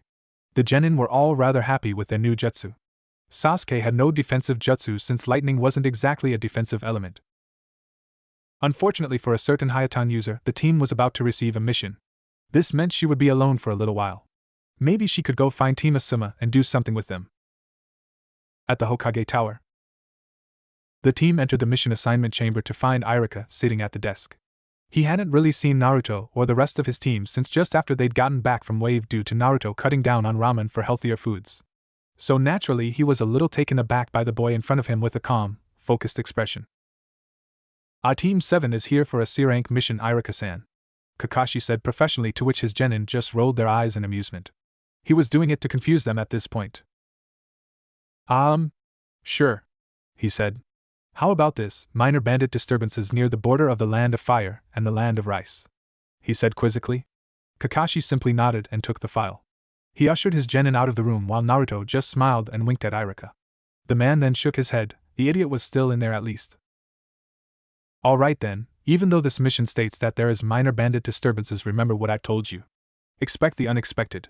We could have another A rank if we're unlucky enough, said Kakashi, to which his genin nodded. They made their way home to gather all the necessary equipment before heading out. After arriving at the gate, Naruto was surprised to see Haku there, waiting to see him off. Hey Haku-chan! What are you doing here? He asked. She just smirked before hugging him. He was confused by this before hugging her back. I'm seeing you off, you idiot, she chided playfully. Naruto just rolled his eyes and chuckled. She would also call him an idiot now that he was actually smarter. The guy just couldn't win, could he? Well, I'm glad that this idiot is worth all the trouble, he said, pointing a thumb at himself. She blushed slightly and whispered to herself. Yes, you are. He raised an eyebrow, having not quite heard her. What was that, Haku-chan? He said. She smirked and replied. I said whatever you say, idiot. He just smirked before turning to leave. I'll be back soon enough, Haku-chan, he shouted while catching up to his team. She smiled and held her hand over her chest. I'll hold you to that, Naruto-kun, she said to herself before walking back home. Near the border. After a day of almost non-stop travel, the group finally stopped to rest. After setting up the tents and hunting for some food, the group was just lounging around their campsite, waiting for the sun to go down. Seeing the blonde by himself and Sakura nowhere in sight, Sasuke decided to sit next to the other boy. Hey Naruto, what are you doing over here? He asked casually. The two had bonded a lot since the mission to Wave. They were actually quite good friends now. Not that Sasuke would openly admit that he liked the blonde. Not to mention he'd brightened up a lot and quieted down too. It made it easier to talk to him. Oh hey Sasuke. Not much. Just thinking, I guess, he said honestly. Sasuke just smirked at this. Would you be thinking about a certain ice queen? He said, referring to Haku. He used that name whenever the two of them were alone to annoy the blonde. Naruto just snorted indignantly and blushed. I have no idea what you're talking about, Sasuke, he said, not entirely dishonest. He still didn't understand his feeling for the girl, and with all the training they were doing, he didn't have a lot of time to think. Whatever you say, Dobe. Whatever you say, he said playfully. Naruto just raised an eyebrow at this before smirking. Oh? How about you, Sasuke? Thinking about any pink-haired girls? He said, grinning like a madman. Sasuke started to fume at this. Naruto knew he wasn't exactly fond of Sakura. He replied loudly. Take that back, Dobe. Naruto just laughed and jumped away. Sasuke smirked and gave chase. Get back here, you idiot, so I can beat some sense into you. This continued until Sakura returned with water. Sasuke couldn't be seen openly friendly. He wasn't up to it yet. Naruto just got in his tent and pondered recent events. His thoughts would always linger on Haku, and it would also make him break out in a smile. At the bandit camp, Kakashi and the genin had split up. Kakashi went to check around the border while the genin went to the camp. He figured some experience would do them some good. Oh, he'd come to regret that. They arrived at the camp to see the scene of a huge battle. The camp had been ripped apart by a lightning user by the looks of things. The genin were immediately on guard. The bandits were all dead or unconscious. They hoped whoever did this was long gone. They weren't so lucky though, were they? A man emerged from one of the tents with a bloody katana. He had long brown hair and a Kumo headband with a slash through it. This was the indication of a missing nin. The genin were worried when they recognized the man, since Kakashi had made them memorize the bingo book just in case. The man was Fujimoto Kazuma. High Chunin level shinobi of Kumo, or at least he was when he left 2 years ago. He was notorious for his right-hand ninjutsu along with his kenjutsu. He was a high C/low B ranked missing nin in the bingo book. Well, what have we here? A couple of kids from Konoha? Let me guess, you were here to take out these bandits, right? Sorry about that, but everyone needs a payday, he said casually. The genin were taken aback by his tone. This guy was supposed to be a killer, right? Well, since you guys have seen me, I guess I have no choice but to take you out, right? He smirked before going through hand signs at an average pace. Right-un, Denko Noroshi. Lightning release, lightning signal fire, he called out, shooting a stream of electricity towards the genin. Naruto acted quickly, going through his own seals before calling out. Doton, Dorihiki. This caused a large, thick wall to appear in front of them with the Uzumaki spiral emblazoned in multiple places along its face. Like how Kakashi's has dog heads in canon. The right Jutsu collided with a large explosion, crumbling the wall but protecting the 3 genin who sprung into action. Naruto pulled out a kunai and summoned 2 clones who ran at the man in a zigzagging fashion. Once they reached the man, they tried to put him on the defensive, which worked for a little while, taking swings at different places, forcing him to dodge or jump away. Katon, Gokakyu no Jutsu. Fire release, Great Fireball Jutsu. Came the voice of Sasuke from the man's right. He smirked and kicked one clone into it while stabbing the other and back flipping away. Hey, thanks kid. I was getting annoyed with those clones, he said smugly, causing Sasuke to fume.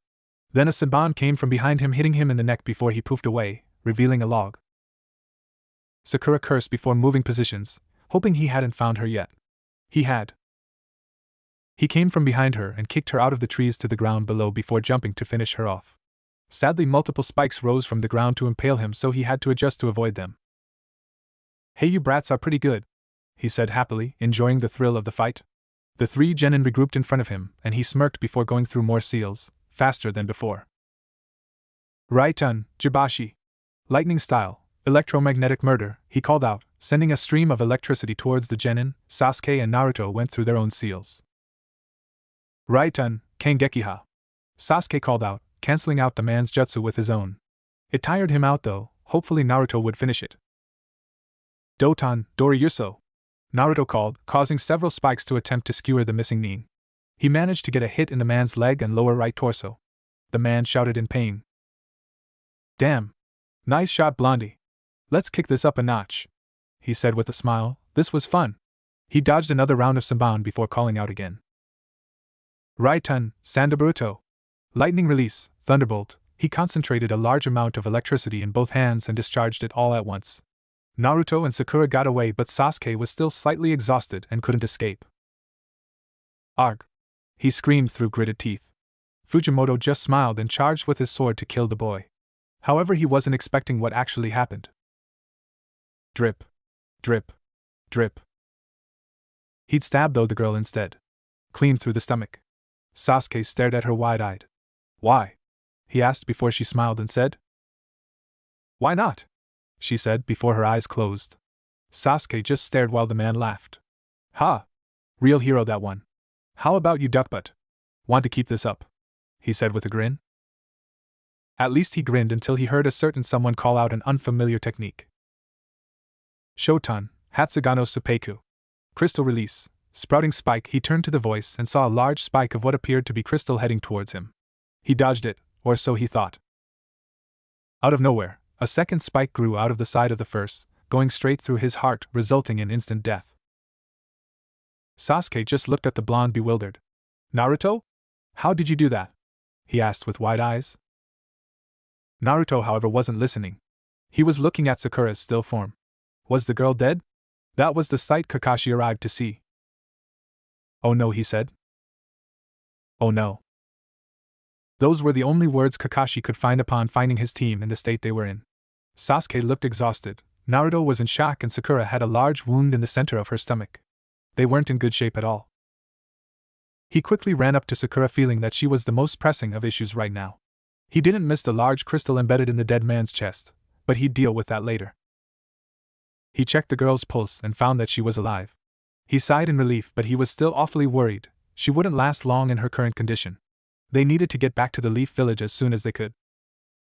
Sasuke struggled to his feet and walked over to them, Kakashi and Sakura that is, and sat down beside the girl. Is she? He asked, worry clear in his voice. No, she's alive for the moment, he said, while bandaging her wound as well as he could to slow down her bleeding. He could buy a little time at least. The problem was his team. He could run the girl back to Konoha in a few hours at full speed, but leaving his team could easily repeat the issue. Sasuke wasn't fit to move physically and Naruto wasn't mentally. Speaking of the blonde, he still hadn't moved a muscle since he'd thrown his crystal spike at the man. He just saw Sakura and completely shut down. He'd failed to protect his comrade, his friend, a precious person. He'd failed the girl. Naruto. He heard a faint sound. He wasn't listening, too shell-shocked. His heart was pounding, it felt like he was going to pass out. Naruto. He heard it again, louder this time. Naruto. Listen to me. He shot his head to face Kakashi, who was clearly in a similar state to the rest of them. The man had lost enough people during his career. He didn't want to lose a member of his first genin team this soon. Naruto, we need to get back to Konoha with Sakura as soon as possible or she will die. I can't risk leaving you or Sasuke though, so you are going to need to carry him and keep pace with me as best you can. Am I understood? He said with authority, wanting to ensure this went as smoothly as possible. Hi-sensei. He said quickly, realizing the gravity of the situation. He would not allow Sakura's death to be a result of his own panic. He ran over to Sasuke and knelt down, allowing the boy to climb onto his back. You'd better keep up, Naruto, we can't let her die, Sasuke said angrily, though he was more angry with himself than anyone else. If he hadn't tired himself out trying to cancel out their enemy's jutsu, Sakura wouldn't have needed to jump in the way. It's my fault, and I'll be damned if she dies because of me, he thought. Naruto had stood up after the boy mounted him. Not like that, weirdos. There is enough Naru/Sasa on this damn site. Alright, we fit to move? Kakashi asked, earning a nod from Naruto. Then let's go, he said loudly, picking up the injured girl and carrying her bridal style. They quickly jumped into the tree line, making haste towards the Leaf Village. The sun was beginning to dim, so Kakashi took out his Sharingan so that he could move at full efficiency. Sasuke did the same, directing Naruto to ensure he didn't trip or miss an obstacle in his way. The boys were all rather silent and Kakashi could swear the girl of the group was beginning to grow more still as time went on. He cursed to himself. Not again. First Obito, then Rin, then Minato-sensei, I won't lose another one. He thought, determined. He turned to Naruto before speaking. Naruto, can you go any faster than this? He asked. Naruto thought about it before answering. How far out are we? He asked seriously. Kakashi thought about it for a moment before replying. About 2 hours at this speed, why? He asked. I can manage a higher speed for that long, I think, he said. Excellent, let's move. The Jonin sped forward, Naruto straining to match his pace. It will be worth it in the end, she will live. She will, Naruto thought to himself. They continued like this for about half an hour before the Leaf Village became visible. Naruto let out a smile. He looked at the girl, she was still alive, they would make it at this rate. Just a little more and we'll be there, it'll be fine, he thought happily. The next few minutes were a blur. Team 7 shot through the gates, not bothering to deal with Kotetsu and Izumo. They didn't have time if Sakura was to be saved. What the hell was that? Kotetsu said. Izumo just shook his head and sighed. Not our problem, he said. Kotetsu just growled and went back to his business, which was sitting there, doing nothing. They ran into the hospital and went up to the desk before the woman there saw Sakura and her eyes widened at the state of her. She was covered in blood and had begun to go pale. She was barely breathing and her pulse was fading quickly. We need emergency attention now. Quickly or she will die, Kakashi said with a non-arguable tone. The woman quickly ran out of the room before returning with 5 doctors and a stretcher. They laid the girl onto the stretcher before leading her to an operating room, Team 7 in tow. Sasuke was now walking on his own, feeling rested enough to at least do that. They were stopped at the door of the operating room by one of the nurses. I'm terribly sorry, but we cannot disturb the medical ninja right now. The girl's injuries were severe and this time is crucial, she said in a commanding tone. Kakashi looked down and sighed. I understand, thank you for responding so quickly. We'll wait here if that's all right, he said. The woman looked at him and shrugged. I don't see why not, but try not to cause too many issues, she spoke, before walking away. Kakashi turned to see his students just sitting in silence. He decided to clear the air. So, what happened out there? I saw that man's body near Sakura and I assume he was a missing nin? He spoke softly, they were blaming themselves as it was. The man knew how it looked, so shouting at them would solve nothing. We arrived at the camp like instructed and all the bandits were dead. After a few moments of looking around, Fujimoto Kazuma appeared from one of the tents. He said he was hired to kill all the bandits, and declared he'd have to kill us to keep his location a secret, said Sasuke.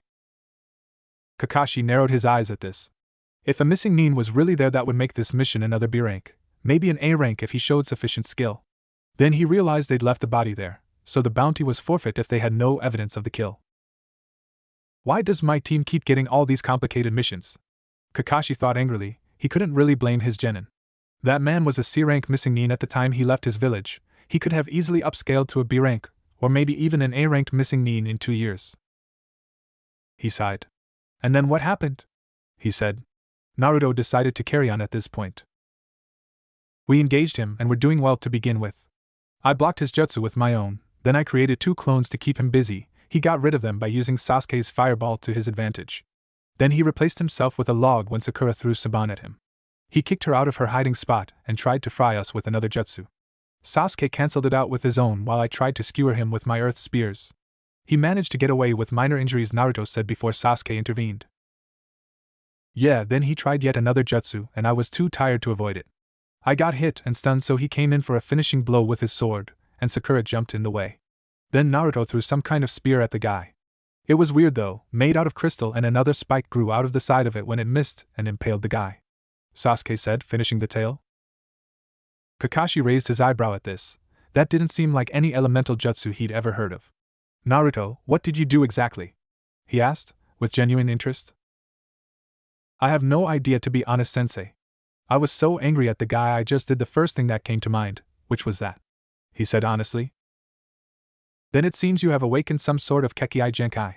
Tell me, did you say anything when you used the jutsu? He asked. I think he said Shotan, Sasuke said. Wait a minute, I have a Kekkei Genkai, he said, not believing it. That is how it seems, Naruto. Why? Kakashi said, trying to look neutral.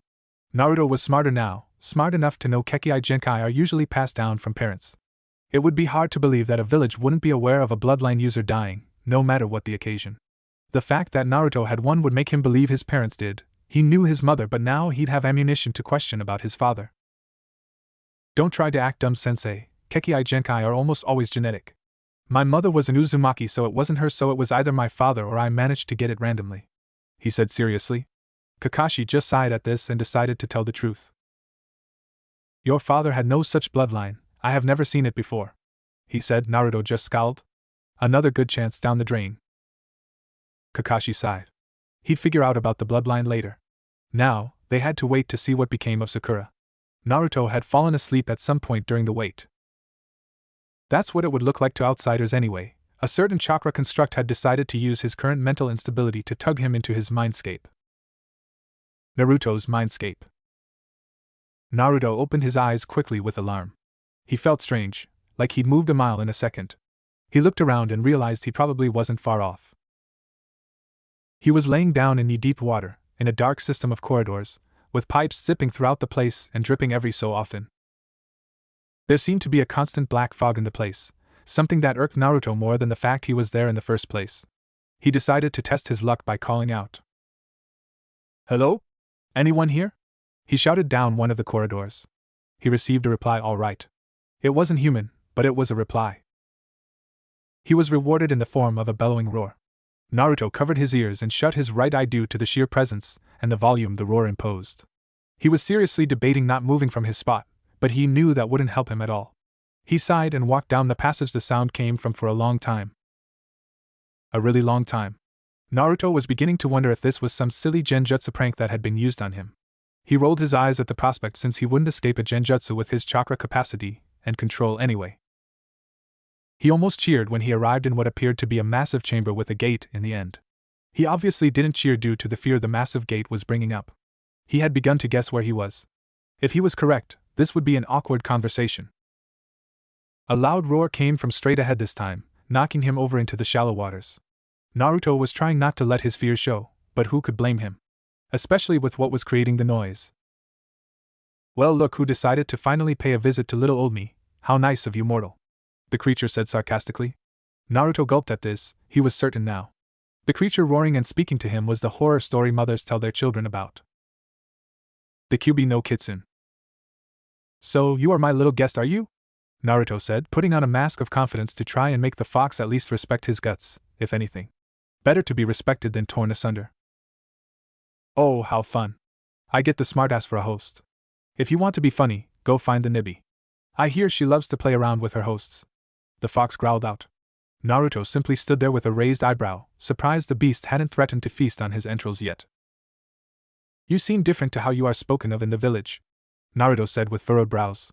He didn't believe that the village-wrecking ball of fur sealed into him could be sarcastic. He came to realize that the fox was just a natural disaster waiting to happen, but maybe that was an exaggeration. Of course I am. Mortals cannot begin to comprehend us.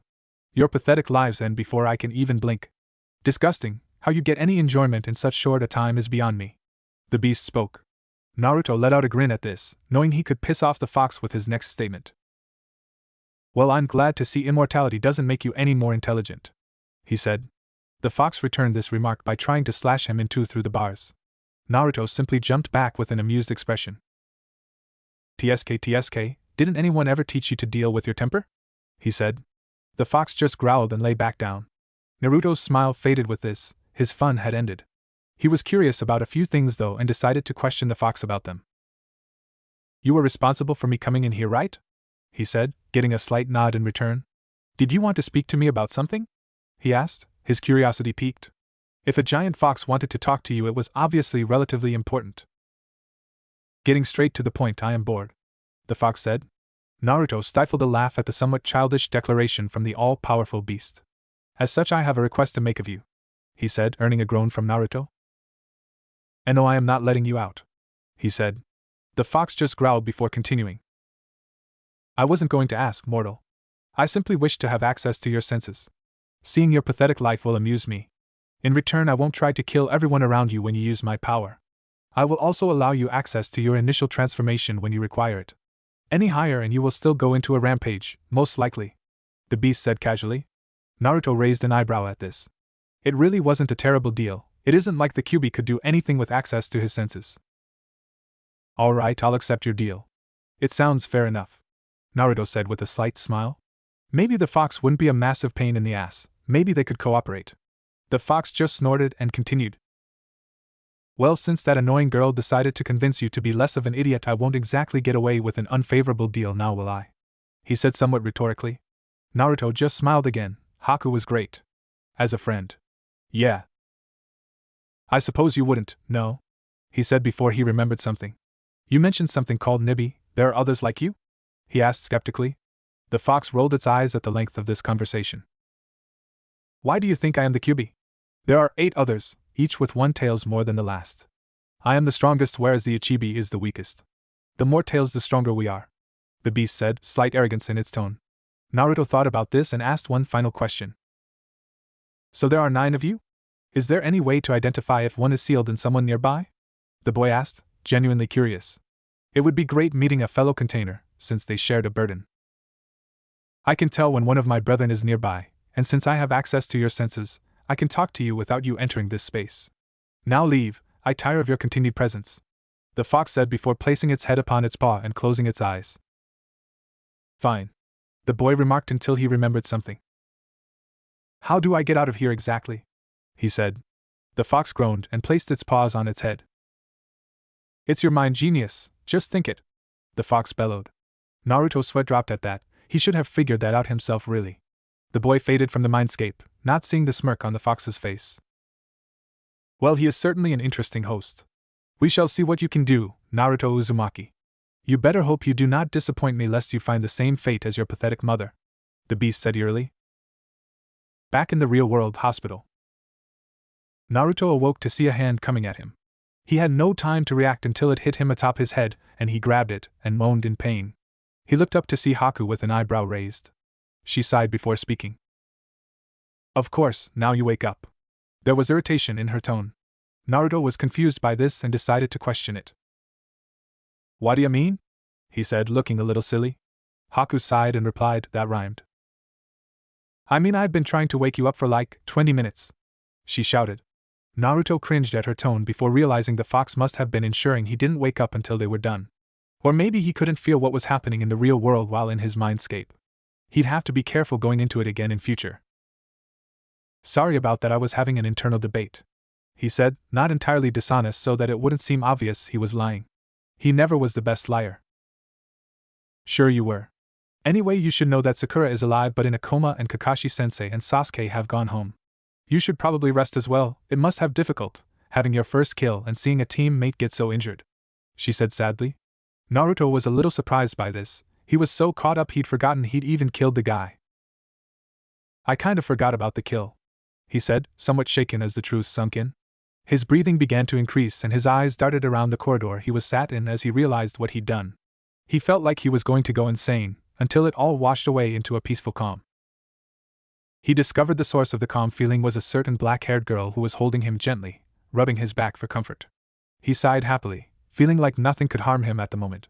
The girl always had such an effect on him that he simply couldn't explain. He made a decision to himself. He'd tell her his secret. If she trusted him as much as he did her, then he was sure she'd accept him. He also didn't want to chance them getting any closer only to have it ruined by his secret. The sooner he told her, the more she'd trust him. Haku-chan, he said, getting her attention. She removed herself from him and looked at him. He couldn't help but marvel at her beauty. Her shining brown eyes looking right at him and her flawless pale white skin, from spending so much time in a foggy environment. He smiled at this before returning to his train of thought. I'm ready to tell you about my secret, he said with only a little doubt, knowing it had to be now. She smiled at this, and took it as a sign that he trusted her. That's great, Naruto-kun. I'm glad you want to tell me, she said with a radiant smile. He heard a snort inside his head. Weird. How this kid doesn't realize what's happening here is beyond me, a certain fox thought to itself. Naruto smiled in return before continuing. This would be best in privacy.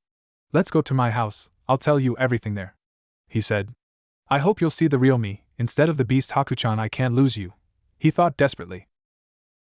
The duo walked through the village, Naruto drawing the usual stares and comments, but he wasn't really paying attention right now. He had a lot on his mind. His teammate nearly died, he met his burden, who was surprisingly good company, and he was about to tell the girl at his side about said burden. Maybe she won't care as much if I tell her how not murderous he seems. It is I have no idea what to refer to that damn fox as, he mused. He smiled at her, thinking he was lucky to have met her. Naruto's apartment. They arrived at Naruto's apartment, most of the graffiti gone since Naruto decided it was an eyesore and took a day to thoroughly clean it off. He walked inside and ushered Haku to a seat.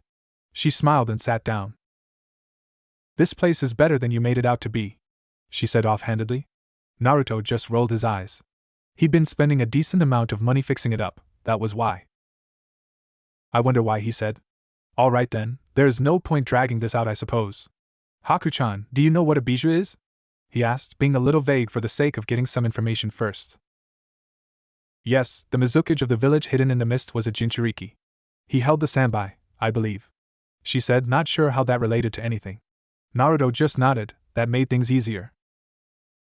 Do you know the tale of the Yondaime Hokage and the Kyuubi? The fight they had 12 years ago? He asked her. Haku nodded and responded. Yes, it was claimed the Yondaime gave his life to defeat the beast. However, I find it strange it hasn't reformed yet.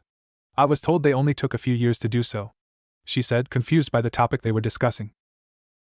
Well, that's because it can't reform. It isn't dead, he said, rising from the table and raising his shirt slightly, channeling chakra into the seal. I am Naruto Uzumaki, Jinchuriki of the Kyuubi no Kitsune, he said seriously. Haku just gaped at this, before thinking back to the bridge battle. Now it all makes sense. That was the power he used on the bridge, that was the power of his bijou, she thought before smiling. Naruto was taken aback by her smile before she walked over and grabbed his hand. Is that all? She asked nonchalantly. Naruto's face faltered at this. It was at least a little surprising, wasn't it? He certainly didn't take it this well, he was barely even able to speak when he was told. Although that was the point at the time, to confuse him. What? Is that all? What do you mean? You should be scared, upset, concerned at least. This is far too positive a reaction, he shouted at her. She simply giggled at his over-the-top reaction to her answer. Obviously she then blushed when he smirked at her giggle. This was a normal thing for them now. Well, I don't know about you, but I am aware of how sealing works, and that seal is very good. It's not like the Kyuubi has any control over you, well, unless you get really mad like on the bridge. You can work on that though, so it isn't a problem, she said honestly. Naruto just smiled and thanked the girl. Seriously, what'll it take for him to work it out? The fox groaned. He sighed. The only reason I brought this up now was because I actually spoke to the fox earlier today, that's why I wouldn't wake up, he said. Haku widened her eyes at this, he could talk to it. What did it want? She asked. Naruto just smiled and replied. Access to my senses? Sight, sound, you know the deal, he replied casually. Haku just scoffed at this. Naruto would let a titanic mass of evil chakra have access to his senses. You're still an idiot, you know that, right? She asked with a smirk. Naruto just scowled at this. This was a sure-shot way to irritate him, and Haku was well aware. Haha. You're so funny. Stupid ice users and their lame jabs at my intelligence, he said, muttering to himself at the end. Haku laughed softly before they both settled down. Naruto then remembered something he'd forgotten the past few weeks. Oh crap. My Ka-san stuff was delivered ages ago, he said, running to the door and ignoring Haku's questions of what exactly he was doing. Then he returned with a decently large box before putting it on the table. In the box were a few things. Access to the Uzumaki accounts, something that was his by birthright. Then there were scrolls giving a far more detailed account of the Uzumaki clan's history and skills, along with a few scrolls regarding sealing and a few others that had less useful but still important texts regarding things like the Uzumaki family tree and information about Yuzushiogakure. Haku was paying close attention to the blonde as he went through his mother's possessions. She knew he was probably going to cry at some point, so she was there if he needed her. This didn't concern her unless he wanted it to. Obviously, that time came when he read a note from her. He began to read the note, his emotions reflecting his years of repressed pain of having no family. Dear Naruto, this is your Ka-san, Sochi. If you are reading this, then unfortunately I have died before I can meet you as a grown boy. I know you are probably either upset or angry that I wasn't there for you, but I hope that your Two-san is there at least. If he isn't, I've probably already given him a piece of my mind in the next life. I just wanted to make sure you know how much I love you. I was never happier than when I learned I was pregnant with you. Your father was ecstatic at the prospect of being a father. In case he's dead and you don't know who he is, I'm sorry but I can't tell you what his name is, but he is a great man, and I know he would have loved you almost as much as I do. I'm so sorry for leaving you, and I hope you can forgive me. I will love you always. Kushina Uzumaki, your Ka-san. P.S. If you got my verbal tick, I am so sorry. Naruto was just barely holding together until he read the part about the verbal tick, where he just sank to his knees and began to let out his emotions that had been repressed for years. Haku just stood behind his, soothingly rubbing his back, letting him know she was there for him. After a few minutes, he finally calmed down. He stood up and wiped away his tears, giving a half smile to Haku as thanks. He continued to search through the box and found a picture of his mother while pregnant, and a large empty scroll, no doubt for sealing to be learned and used. He stared at the picture for a while. Haku came behind him and looked at it before speaking. She was a beautiful woman, Naruto-kun. I'm sure she would have been very proud of you, she said comfortingly. Naruto just let a single tear flow down his cheek and smiled. Haku was so good to him. Thank you, Haku-chan. I really appreciate you being here for this. There's no one I'd rather have here with me, he said with a genuine smile. Haku just blushed but didn't turn away embarrassed like usual. She just returned the smile and spoke. There is nowhere I'd rather be, Naruto-kun, she said honestly. The boy just hugged her, and she returned it just as easily. They stood there for a few minutes, uncaring of the passage of time or the lateness of the hour. Oh my god, this is just painful to watch. Take her, the fox thought. They finally separated after a little while longer. Haku just bounced on her toes nervously before speaking. Well, I should be going now, she said with a blush, hoping he wouldn't notice her current state. Naruto just let out a light-hearted chuckle, though it felt a little forced. Yeah, that's probably for the best, he said. She just half smiled, said goodbye and left. Naruto stood there for a little while before a frown graced his features. Why do I suddenly feel so empty? He thought to himself. Whenever Haku was involved, nothing made sense. He let out a groan before getting ready to go to sleep. Tomorrow is going to suck, I can already tell. Kami, damn it, mortal! Why must I be sealed into such an oblivious bastard? The fox finished, before giving up and going back to sleep. The Hokage's office. Hiruzen was reading a certain book written by a certain white-haired pervert when Kakashi walked in looking a bit disheveled. The Sandaime quickly pocketed his book before entering Hokage mode. Kakashi did a small bow before beginning to speak.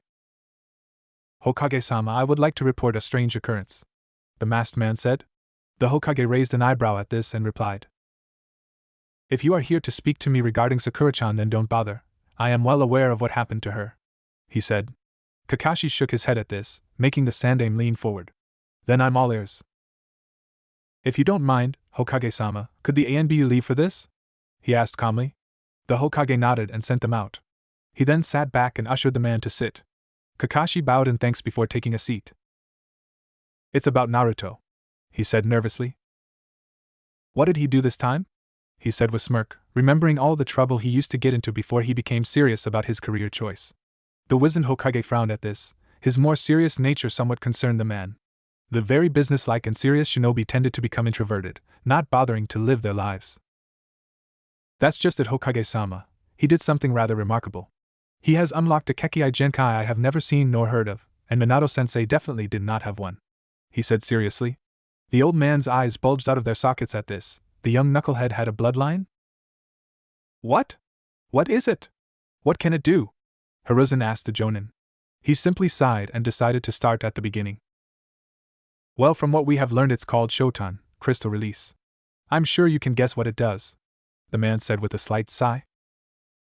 I've heard of that. During the last war, a few people were reported to be able to manipulate strange pink and blue crystals and make them do a very variable number of things. From what I can gather, that Kekkai Genkai can do just about anything a physical substance can do. It can be used like sand if the user so desires, the old man said, showing why he was revered as the professor.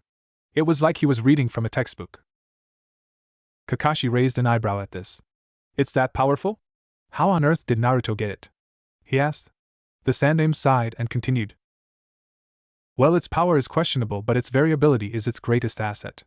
Regarding Naruto, it isn't unheard of for people to carry dormant Kekkai Genkais or for people to suddenly develop one. They had to start somewhere, so obviously they can spring up randomly.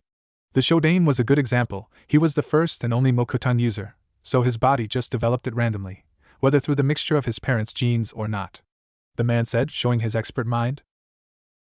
I see, Kakashi said, contemplating what Hokage had just said. Honestly, it made perfect sense. All bloodlines started somewhere. Some are obviously just less blood-related than others. The Jinton was a good example, since both the Nidaime and Sandaime Tsuchikage had it, but they weren't related in any way. Now if that's all, Kakashi, I will be speaking with all the Jonin-sensei within the week, so be prepared, he said with finality. So it's that time already, he mused. Hokage-sama, I would like to make a request, he said, making the Sandaime focus his attention back on the man. Oh? What would that be, Kakashi? The aged Hokage questioned. Kakashi simply shrugged and continued. Well, one of my team happens to be in a coma, and if you are speaking to the Jonin-sensei about what I think you are, we will need another member, so I have an idea. I know a certain genin who currently is without a team. She would be a great benefit, he said vaguely. I see. Well, I believe that is an excellent idea, Kakashi. It will be done, the man said with a smirk. They both had one thought as Kakashi left the room. Naruto is going to be pleased about this. Naruto's apartment. Naruto, despite being in a good mood when Haku left, still could not drift off to sleep. He was worried, plain and simple. His failure to protect his precious people had put Sakura in a coma. He was worried he would get the others hurt as well. No use moping about it. I'll just need to double my training and ensure that I'm more than ready for what comes at us next, he exclaimed to himself, to boost his own morale. It mostly worked, but a flicker of doubt remained in his heart. What if I can't protect her? He shrugged off that thought. He couldn't think of such things. The more self-doubt he felt, the harder it would be to motivate himself to become stronger to avoid further heartbreak. However, one cannot use reason to combat issues with the heart. The heart is not a logical thing, it runs entirely on emotion. He groaned and got dressed before leaving. Just outside the village. Unable to sleep, Naruto decided to go to a nearby river just outside the village to practice the water walking technique Kakashi had informed him of. That conversation was a rather awkward one, to say the least. Flashback: no jutsu. Naruto was busy training with the two jutsu Kakashi gave him to learn. He was so concentrated on them he didn't even notice his sensei walking out into his little clearing and towards him. Yo, he said. Ah, Naruto said, jumping away and falling on his butt. Kakashi's sweat dropped at this. He really needed to work on his observation skills. No need to jump out of your skin, Naruto, it's only me, he said, making Naruto scowl. Now then, I am here to give you a bonus exercise to do in your own time, if you so desire, he said seriously. Naruto rose an eyebrow, urging the man to continue. Put simply, your chakra control is awful. We both know why, but that doesn't change the fact now, does it? He said, making Naruto pout. He let out a small laugh and continued. There is a chakra control exercise that doubles as a life skill. It is known as the water walking exercise.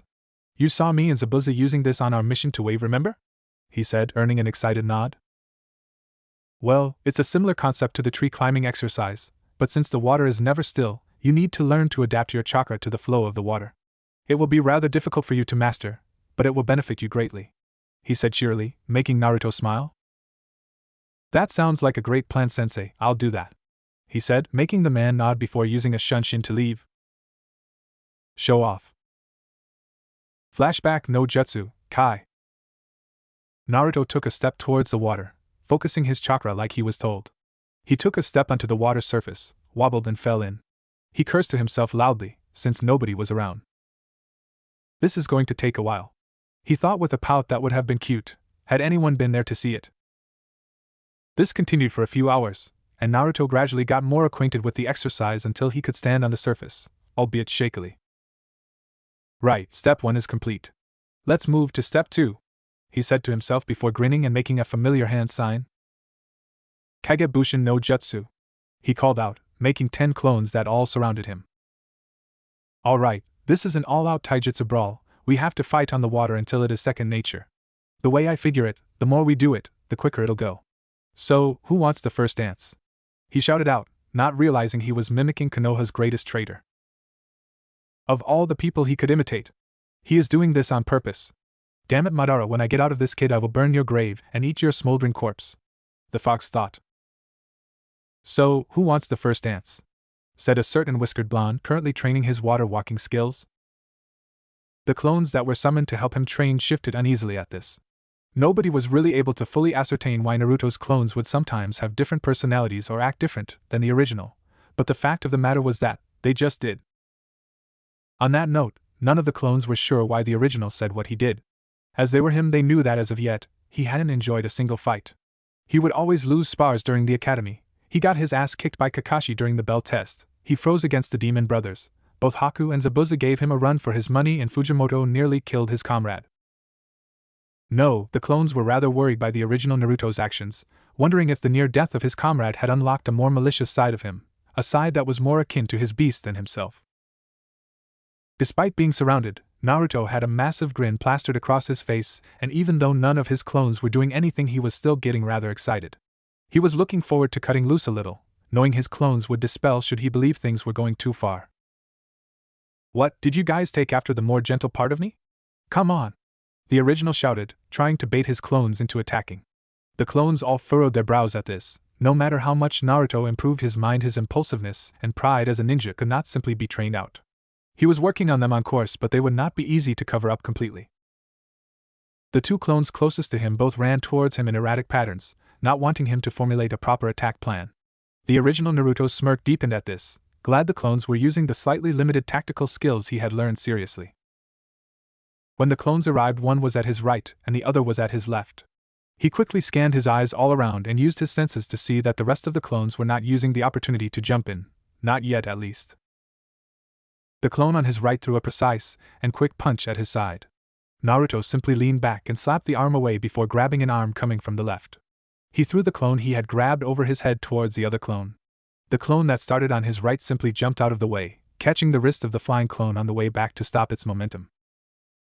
The clone that started on the left regained its senses and nodded towards the other before they both shot towards the original. The one on the right threw an elbow shot to the stomach of the original, to which he replied with a crossguard with his arms, before kicking out with his back leg and tripping the other clone. The clone hit the surface of the water and fell through, before dispersing. The right clone simply scowled at this before jumping back and allowing another clone to join in. The original was having fun. A lot of fun. He couldn't explain it, but the momentary look of shock on the clone's face before it dispersed made him very happy. It was almost as if he enjoyed the pain he caused it. Now, with another clone to back it up, the survivor of the original charge went back into fight. They once again fought in tandem to gain the advantage. the clone on the right jumping up using chakra to get behind while the other used a feint using a weak punch before kicking out with the back leg.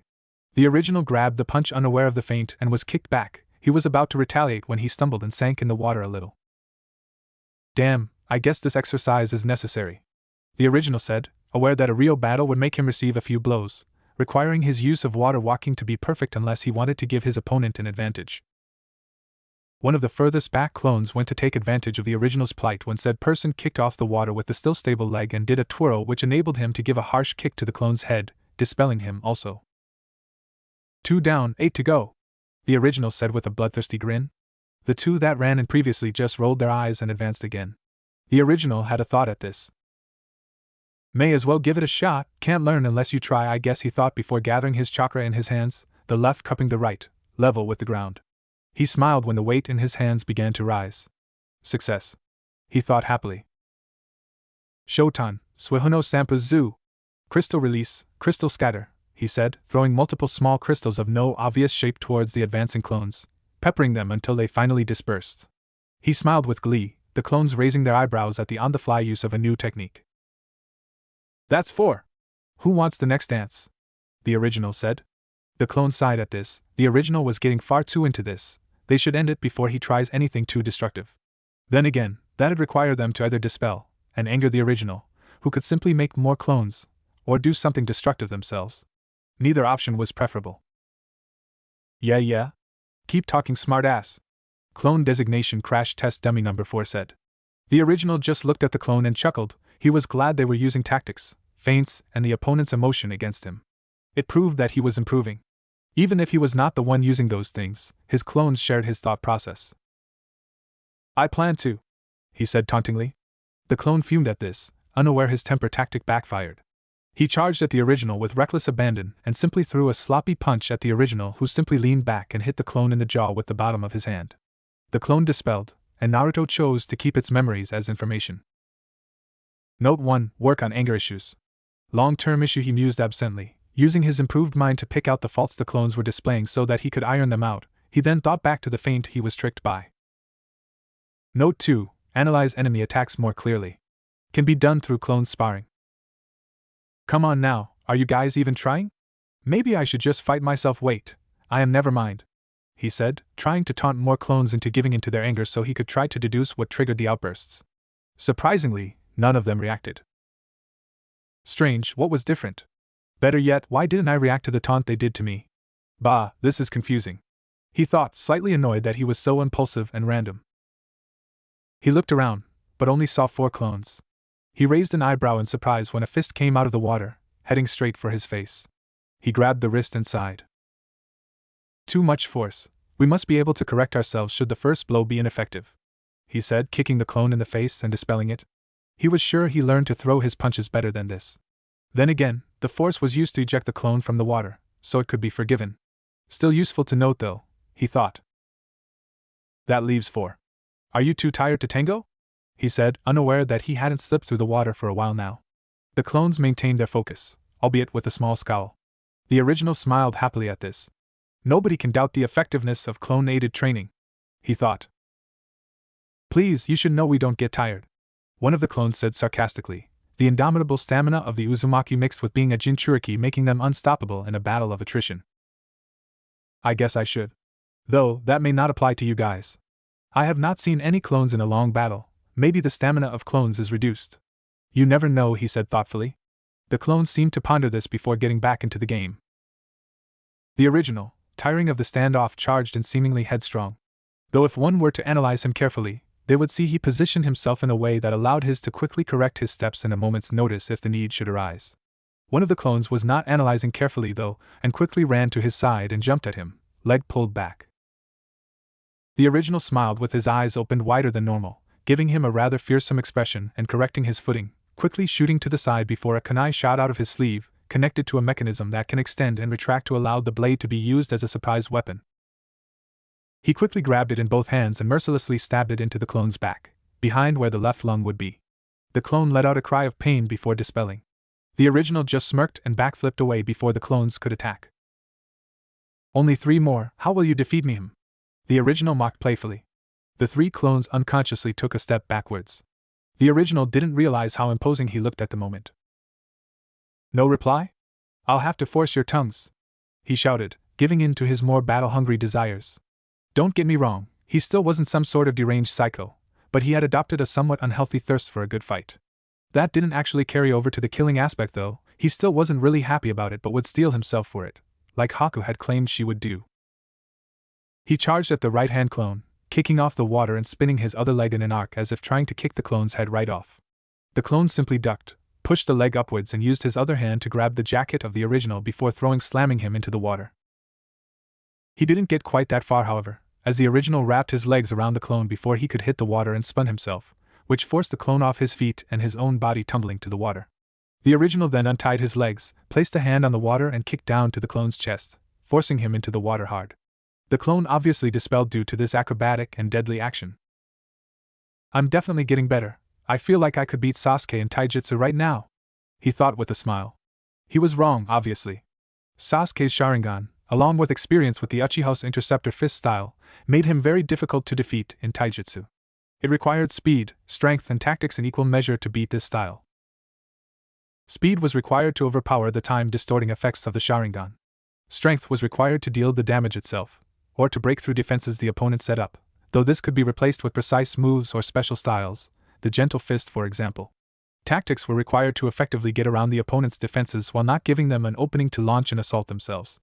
All in all, the Uchiha were rather troublesome fighters. Last two. How will you do? He said neutrally, the thrill of the battle waning with his inevitable victory. The two clones simply nodded to each other before they advanced. The original decided to meet them midway for a nice finish. One clone charged ahead and threw a kick to his side. He blocked and tried to grab the leg. The attempt was halted by the other clone who punched at his side, forcing him to dodge the blow and jump aside. The two clones then charged back to him, uncaring that he was recovering. Naruto was beginning to understand his clones more and more. It seemed that the less clones there were, the more organized and tactical they became. Of course. The chakra is shared less so the potency and focus of it is improved. It makes perfect sense, he thought, having come across an important detail. It made sense that this was not documented. Only he or other Uzumaki could possibly make anywhere near as many clones as he could. Well, them or other Jinchuriki. As he steadied himself, the clones arrived in front, one punching stomach level, while the other jumped over him and kicked towards Naruto's head. The original simply smiled. He grabbed the arm of the first clone while tilting his head to avoid the kick. Then he threw the first clone upwards, causing it to collide with the airborne clone. The clone in midair was sent flying away while the other dispelled. Naruto's smile returned, knowing with one clone they were essentially the same, as the chakra was focused in a single place. Well, you're the last man standing.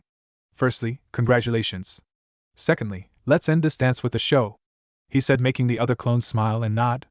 The other clone pulled the kunai from his wrist mechanism while the original started to maneuver around the blows the clone was attempting to land on him. He's aiming for important sections, though none of them are lethal. Makes sense, I suppose. Killing the original would be bad for him, he mused.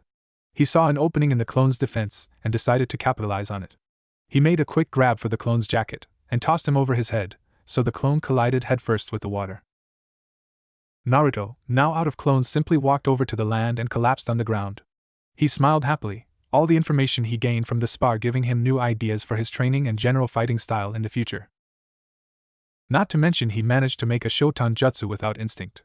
Now he'd be able to start training his bloodline, further honing his skills and widening his skill set. He closed his eyes, the mental feedback of the clones mixed with the physical workout catching up with him. He unwittingly fell asleep then and there. The next day, Naruto awoke with a headache. He was in a small clearing with a large pool nearby. The clearing was rather barren. It had the obvious layer of grass and a few flowers, but that was just about it. It was surrounded by a large amount of trees twisting and turning in different ways in their desperate battle against one and other to get as much sunlight as possible. The sky was a beautiful shade of blue, similar in shade to Naruto's own cerulean blue eyes, with a few clouds decorating and giving context to its bright and inviting presence. The sun was a little low, signifying that the day was still young. Its bright rays shining through the canopies and illuminating sections of the clearing. One such ray was dead center in Naruto's face, making him groan. I don't care how beautiful the sun is, it's bloody annoying. He thought, a little angrily, that he'd have to move on this glorious morning. He sighed and closed his eyes, trying with futility to block out the sun's oppressive gaze. The light somehow shined through even his closed eyelids, however, and he was forced to yield to the gigantic mass of fire and light. You win this time, you annoying ball of fire. The boy thought with a slight frown, before a smile broke out across his face as he took in the beauty of the scene he was surrounded by.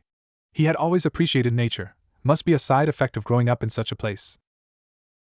You mortals are so odd, sure you love the giant fireball in the sky, but when I set fire to something, suddenly there's a problem, the fox in Naruto's mind said through the mental link. Naruto simply shook his head at this. Yeah, that's because nobody lives on the sun, and people don't like having their possessions burned to ash, he replied mentally. The fox simply scoffed and returned to its endless nap. Man, the Shodaime had the right idea when he built Konoha here. He may have grown the forest, but the area in general is just perfect, he said with a smile, looking up at the sky. He eventually stopped as he realized he could not just stand out here all day. Oh well, guess I should go home and change, I'm still a little messed up from yesterday, he said, looking at his outfit, slightly stained and wet somehow. He shook his head, wondering how it could still be wet from all those hours ago, before he realized how late he was up. He then began his trek home. In Konoha. Sufficiently cleaned up and having eaten a nice breakfast, Naruto was now wandering the streets of Konoha wondering what to do. He could train a little, go see what his team was up to, look for some of the other rookie 9, have lunch at Ichiraku Ramen despite the fact he'd just eaten. He could go see Haku even. That was the train of thought on his mind as a certain brown-eyed, black-haired girl turned the corner behind him before spotting the boy. She'd been to his home early in the day only to find he wasn't home, which confused her as it was still rather early in the day. She was an early bird by nature, having wandered the land with a missing nin. Naruto-kun? She said, causing the boy to turn to her.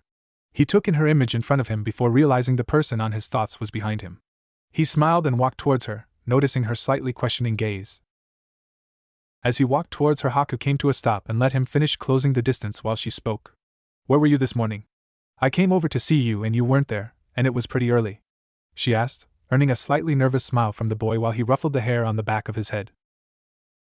I kind of fell asleep out in the forest after some late-night training, I guess I lost track of time, he said, earning a huff from the girl while she shook her head and placed her arms beneath her chest. The boy could be so careless sometimes, it was a wonder he hadn't done something ridiculously stupid and gotten hurt. Well, that was stupid, wasn't it? Now then, about the reason I see, what the hell is that? She said. The boy raised a brow before turning and seeing quite possibly the most pathetic thing he'd ever seen. There was a square, cardboard box coming towards him. The box noticed he was looking and came to a rather clumsy halt. The duo just sweat dropped at this, wondering how anybody could be so monumentally stupid as to believe this would fool a shinobi. I can't believe I didn't sense their approach. I am so going to slap myself when everybody is looking away, he thought, honestly disappointed in himself. He sighed and spoke. All right, Konohamaru, you can come out of the box. The other two as well, he said, using a technique to simulate sensory. It was nothing in comparison to actual sensors, but it was useful to have. It basically involved focusing on nearby presences with the user's own chakra as a medium, sending it out to attach to others and send feedback to the user. While the technique is nameless, it is still a valuable tool. The box then exploded in a large multicolored cloud. The cloud eventually cleared to reveal 3 individuals: Konohamaru, a boy with spiky brown hair and black eyes who wore a yellow shirt with the Konoha symbol in red on the front, gray shorts, and a long blue scarf. He also wore a pair of goggles. Next was another boy Naruto didn't know. He had short brown hair and black eyes. He wore a simple blue shirt with a zip in its center, a pair of brown pants, sandals, and a matching pair of goggles to Konohamaru. Lastly, was a female. She had orange hair, tied up with red elastics and 2 large pigtails with a perpetual blush. She wore a red tank top over a pink t-shirt, gray pants, and traditional sandals. Naruto was generally unamused by this show and decided to let the boy explain why he was following him, not that he really needed him to. The boy strangely idolized the blonde shinobi, but he idolized the idiot, not the newer and more intelligent ninja the blonde had become recently. It made him question the sanity of the young boy. A large coughing fit was occurring between the 3 youths. One of the males decided to comment on their genius idea. I think we used too much gunpowder. This caused Naruto to face fault. They could at least do that right. They gathered their bearings eventually and began an introduction that would make even Jiraiya face fault. I'm Moegi, the sassiest kunoichi in preschool. Check me out, said the female, now identified as Moegi. I love algebra, call me Udan, said the male, now known as Udan. And I'm the #1 ninja in the village, Konohamaru, said Konohamaru. And when we're all together, we form the Konohamaru Ninja Squad, they said in tandem. They all looked at Naruto expectantly, but he was barely able to decide whether to laugh at the pathetic display or to sigh and tell them how foolish they are. So he chose the middle option, to look at them disapprovingly with a twitching eyebrow. Right, said Naruto. Haku just giggled at this while the Konohamaru Corps just looked at the boy with inspecting gazes. Konohamaru noticed the difference in his attire almost instantly and decided to question it. Hey boss, what happened to your cool orange outfit? He said, making Naruto sigh while Haku started to tremble with a mixture of disappointment in Naruto for ever wearing it and fury at Konohamaru for actually approving of the monstrosity. It needed to be destroyed. With a lot of fire. Then buried. He said with a slight grimace. What do you mean, boss? That outfit was great, he said. Haku couldn't take it any longer and decided to get involved. What is wrong with you? That thing was disgusting, she said with anger written all across her beautiful face. Her expression made even Naruto step back in fear of what she might have done. Konohamaru was even more oblivious than even Naruto though, so he was unaware of what was going on. What would you know? That was great on the boss. It had character, the young scarf boy said, while Naruto just sunk to his knees. Doesn't this outfit have character? And why on earth is he defending that thing?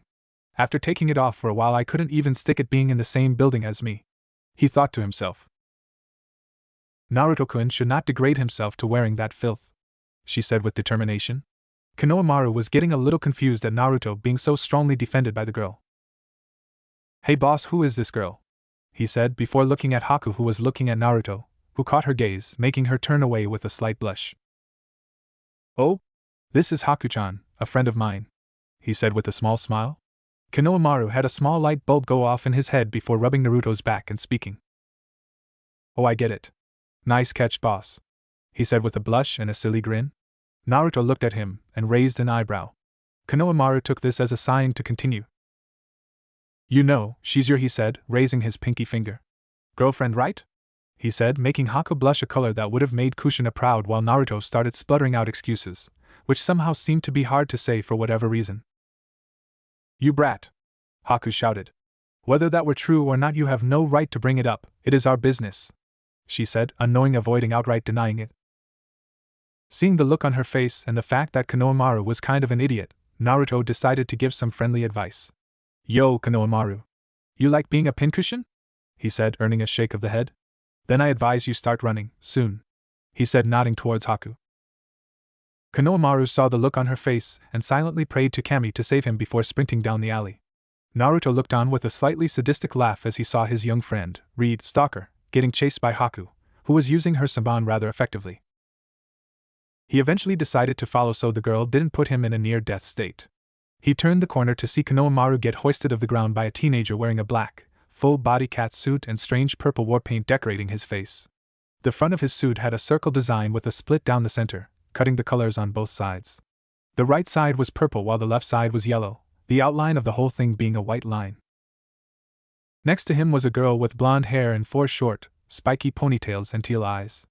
Her outfit consists of a single light purple, off-the-shoulders garment that extends halfway down her thighs with a scarlet sash around the waist. She wore fishnet over her shoulders and legs and a black forehead protector around her neck, where it couldn't protect her forehead. Genius. That hurt you, brat, said Catman, I mean the male ninja. Cut it out, Kankuro, we'll only get in trouble later, said the blonde female. He just scoffed and replied. Don't worry, Tamari, I just want to play around a little, said the newly identified ninja named Kankuro. I highly advise you release that boy immediately, came the calm voice of Naruto. Kankuro raised his head to look at the boy, and was made slightly nervous by the way the boy looked so calm, and yet was so imposing. It reminded him of a certain individual he knew, and that made it all the worse. What are you going to do about it? He said arrogantly. Naruto simply rolled his eyes at the Suna and Nin's idiocy. If they knew who they were assaulting, he mused with a smile, making Kankuro all the more nervous. Me? Not much really. It wouldn't be wise for me to assault ninja from an allied nation of the Leaf. However, you should follow the same principle. This boy is in the academy, not to mention you are on foreign soil. This could end very badly for both you and your village, he said, trying to bluff them out. Kankuro begrudgingly dropped the boy, knowing everything that was said was true. Fine. How about a little spar then? It'll be fun, he said. Naruto just shook his head, put his arm on the shoulder of Konohamaru, who had moved to his side. I'll have to pass on that, but thanks for the offer. I assume you have a valid reason for being in our village? Not to threaten you or anything, but I feel the need to check after the incident you almost caused, he replied. Temari scoffed at this before replying. Ever heard of the Chunin exams? Shouldn't you be aware of events taking place within your own village? She said, earning a smile from Kankuro. Naruto just shook his head while Haku decided to reply. Unless we are told by our Jonin-sensei or the information is publicly announced, we won't be aware now, will we? She said sarcastically, earning a glare from the Suna shinobi. Interesting, I wonder if Kakashi-sensei is entering our team. Never mind. Sakura is unable to take part, so we can't. Naruto said out loud, earning raised eyebrows from the Sunanin. Kankuro took this as a chance for a jab at the blonde who had been talking circles around him. Oh? Why'd your teammate get hurt? You screw up or something, you look like the type to do something like that, he said, though he immediately wished he hadn't. An oppressive aura began to surface from the blonde, making Kankuro sweat and Temari's eyes to widen. It's just like him, she thought fearfully. Don't you dare insinuate that her injury was my fault. We were facing an enemy stronger than us, and we did the best we could in this situation. Understood? He all but shouted. Haku was worried that he would lose control of his little passenger, and decided to calm him down. Naruto-kun, she said, getting his attention. Don't let them get to you, you did do the best you could, do not allow them to get a rise out of you, she said soothingly. Naruto immediately calmed down at this, but not before shooting Kankuro a glare. You are lucky Haku-chan is here, or this would have been far messier, I assure you, he growled out. Kankuro, having regained his both composure and lack of concern for his health, decided to retort to the threat. You wanna go, punk? I could cream you any day, he shouted before a rock impacted with his hand, making him wince and look up at a certain black-haired and black-eyed genin in the tree nearby. Grr, you leaf ninja are like rats. Coming out of every hole, he said, taking the bandage mass on his back off and holding it straight on the ground with his right hand. Temari widened her eyes slightly at this and decided to question him. You're using Karasa for this? She asked him, earning a grunt before an eerie voice came from the tree Sasuke was standing on. Kankuro, stop this. You are embarrassing our village, he said in a monotone. The two Suna shinobi looked up at the tree and their eyes widened in fear at the boy standing there. There was a short boy, with fair white skin, short, spiky red hair and blue-green eyes. His eyes are ringed with thick black lines and he had the kanji for love on his forehead on the left side. He wore a black full-body suit with t-shirt resembling sleeves, 3/4 length legs and an open neck. He wore a white cloth over his right shoulder and the left side of his hips, and a wide band system over the left shoulder and the right side of his hips. With this he is carrying what appears to be a gourd. His forehead protector is over the band. Jigara, said Kankuro, trying to cover the fear in his voice. Sasuke, however, was rather surprised that the genin managed to get so close to him without him even noticing. I can't underestimate this kid, he's something else, I can tell, he thought. Why do you think we came all the way to this village, Kankuro? The short red-haired genin said, making Kankuro quickly respond. Listen, Gaara, it isn't what you think. These guys started it, he said, earning a rather loud snort from Naruto, earning the attention of most people there. If you call us starting it a child running into you and you threatening to hurt him, then yes, we started it, he said sarcastically. This caused Gaara to glare at Kankuro, who began to sweat even more. Kankuro, if you lied to me, he said, narrowing his eyes. I'll kill you, he said with a glare. I started it, you got me, he said with false cheer. Naruto just rolled his eyes. What a pushover, who is scared of their own teammate, he thought to himself. I apologize on behalf of my teammates, Leaf Ninja, he said in another monotone. Haku was thinking differently, however. This boy, he arrived without anybody noticing. He was able to pacify his teammate with a few words and they looked genuinely afraid of him. We need to exercise caution. Sasuke was noticing the look the boy's eyes were reflecting, similar to his own in the past. The eyes of someone who cares little for others, but his eyes show it so much more deeply, a disregard for life itself, he thought eerily. Gaara was analyzing them also. The blonde was able to almost completely diffuse the situation with nothing but words and was able to generate a powerful aura. The black-haired boy was able to land a strike with an uneven stone from this distance right on Kankuro's hand. The girl, she stands with the stance of one with experience. We must be wary of these genin, The blonde, he seems so familiar. He thought to himself. Mortal. You asked me to keep an eye out for my brethren, right? The QB said mentally to Naruto, who was surprised for a moment before nodding. Well, I'm pretty damn certain that the short redhead in the tree holds Shikaku, the Ichibi. It said. Naruto widened his eyes at this. This isn't good. If we do somehow get into the exams, we may have to fight this guy. Who knows how much of his Biju-S chakra he can use, the blonde thought to himself. The redhead then did a sand shunshin down to his teammates, and began to leave with them. Naruto wanted to test something, so he called out to the redhead. Hey Gaara, was it? He shouted, making the redhead turn around and nod. Nice to meet you, one. I'm Naruto Uzumaki, but you can call me 9 if you like, he said with a grin. Gaara's teammates widened their eyes in shock while Gaara simply smiled with bloodthirstiness. Sasuke and the academy students were rather confused, however. What does the dobe mean by that? Sasuke thought. Yeah, he still calls him dobe. He can't train that out. Then I look forward to seeing you in the exams, Uzumaki, he said before turning to leave. Naruto just smiled while Haku was worried. She knew what Naruto was referring to, and quite frankly it scared her. Nice one, dobe. If it weren't for that little outburst when he mentioned Sakura, you would have handled that perfectly, he said with a smirk. Naruto just growled and turned away. Yeah, whatever, let's just get something to eat, shall we? He said, getting nods from his team before they left the Konohamaru Corps to realize they'd been ditched. A certain sound team in the trees were watching the whole thing for a little information. Well, the Konoha team were certainly interesting. We need to look out for the blonde and the black-haired boy. That redhead didn't look normal either. We may have some tough competition, the bandaged male said. The other two nodded before leaving. Meanwhile, in the Hokage Tower. In a room in the Hokage Tower, the Sandaime was sat at a large desk with a large assortment of jounin in front of him. They were not simply jounin, however, they were all jounin sensei. Now then, since you are all here, we can begin. I called you all here for a reason, though that reason should be apparent to you all already, the Sandaime said. He earned some murmurs from around the room. 7 days from now, the 1st of July, we will begin the Chunin selection exam. The Sandaime continued. Those in charge of this year's rookie genin, step forward, he said, making Kakashi, Asuma, and Kurenai walk to the front. Now then, will any of you three nominate any of the genin you teach? As you know, any genin that has completed 8 missions will be eligible to enter the exams. While it is preferred to have completed twice that, it is not essential, he said. Now then, Kakashi? The Sandaime said, looking towards the masked elite jounin. Kakashi held up his middle and pointer fingers and began to speak, as though reciting a prayer.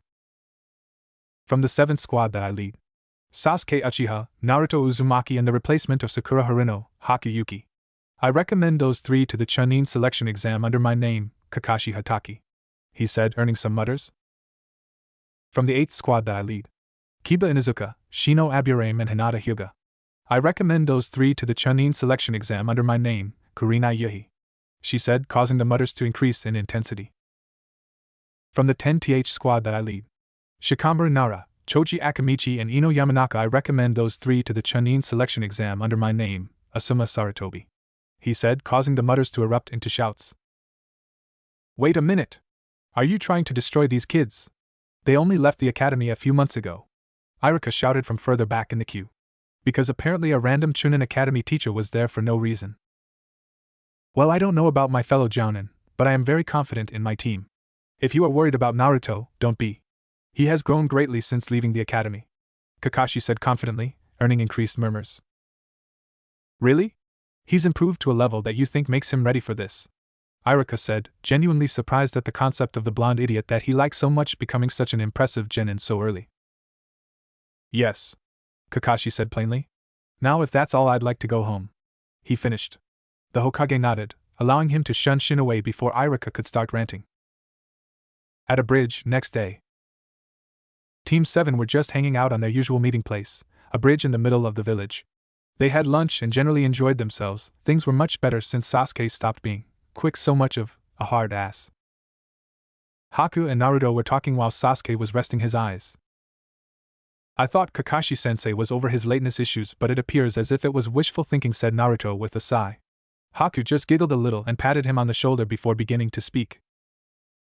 Hey now, he may have important business to run, he is a jounin. They don't always foresee what they need to do, she said disarmingly. Naruto just smiled and shook his head. Why is it so hard to stay angry at people when you try to calm me down, Haku-chan? He said somewhat jokingly. Haku, however, just blushed a little and smiled. Who knows, maybe I'm just a good influence on you, Naruto-kun, she said exuberantly. Naruto just laughed and looked towards the sky. That was never in question, Haku-chan. You've done a lot for me since you came to the village, and I'd like you to know that I'm very thankful for it. I'm glad I met you, he said casually, as if it were easy as can be. Haku, however, was lost for words. She had no idea she had such an impact on the boy's life, and she definitely wasn't aware he thought quite so highly of her. It made her heart soar to hear those words from him, and she couldn't help but hug him. This kid is such a damn idiot, the Kyuubi said to himself. Sasuke was listening to the last half of their conversation and sighed. They were both so complacent. It was nice that none of them really had any issues, but he could never truly forget what his brother did. He would try, but he may never let it go. Yo! Came a lazy voice from above. The genin turned to see their teacher perched on one of the arches of the bridge. Hey sensei, what's the excuse? I assume you have one? Naruto said, somewhat bored. He'd waited long enough. I was going through last-minute preparations for the Chunin exams. I have nominated all of you, yes, even you, Haku, for the exams next week, he said. The genin all widened their eyes before Naruto smiled. Hear that, Haku-chan? You can do the exams with us, he shouted, earning a smile and a shake of the head from both Kakashi and Sasuke, who were equally aware of his relationship with the girl. Here are your applications. My recommendation does not mean you have to take the exams. If all three of you sign the applications and go to the Academy Room 301 at 3 p.m. 5 days from now, you will be allowed to take the exams. If not, you can't. John, he said, using a shunshin to leave. Well, guess I'd better get right to it then, Haku-chan. Sasuke, want to go train or something? Naruto asked, earning smiles and nods from the both of them. All right then, let's go, he said before they darted off. At the academy, day of the exams. Naruto, along with the rest of Team 7, were standing in front of the academy at 2:30 p.m. All of them were ready for the exam, though for differing reasons. For Naruto, this was the next step towards his goal, to be Hokage of the Leaf Village. Even the fourth had to advance through the ranks Genin to Jonin before becoming Hokage, and he should be no different. If he were, he wouldn't get the respect he desired. For Haku, this was an opportunity to stay with her precious people. The entirety of Team 7 were now precious to her, even if Naruto was still soundly in the lead in that department. If they were to advance without her, she would be rather disappointed, so she would do her best. For Sasuke, well, he was here to test himself. That was what he would usually have said anyway. Now, however, he was here to support his team, his friends. He was here to advance through the ranks to better protect his village, his home. The will of fire was beginning to burn in the young Uchiha. Whatever their reasons, one thing was for certain. This exam would be exciting for all of them. Oh, how right they were. They got to the second floor to see a sign with 301 on it. Naruto rolled his eyes, Sasuke scoffed, and Haku's eyebrow twitched. How stupid did they think the genin were? Naruto, however, thought it might be fun to increase the competition by letting the other teams in on the illusion. Well now, that is a nice genjutsu you have there. You do that all by yourselves? He said sarcastically to the disguised Izumo and Kotetsu, disguised equals younger. The two Chunin smirked at this and decided to reply. Oh, noticed that, did you? Just because you can see through it doesn't mean you're ready to be a Chunin, Kotetsu said, dashing forward to test them. Naruto sighed and got ready to counter when a male wearing a green jumpsuit with orange leg warmers blocked the disguised Chunin. At least there's some orange, thought Naruto. Then he noticed his eyebrows and gagged. He also had his black hair in a bowl cut. Hey, what happened to the plan? I thought you were the one who said to hide our ability? Said a pale-eyed boy. He had long dark brown hair with a ponytail at the end and wore a black forehead protector that he wore snugly over his forehead. He wore a khaki shirt, under which he wore a dull blue shirt with a mesh armor underneath it, dark brown shorts, blue shinobi sandals. He also had bandages wrapped around his right arm, chest, and right leg. Next to him was a girl with brown, in Chinese-style buns.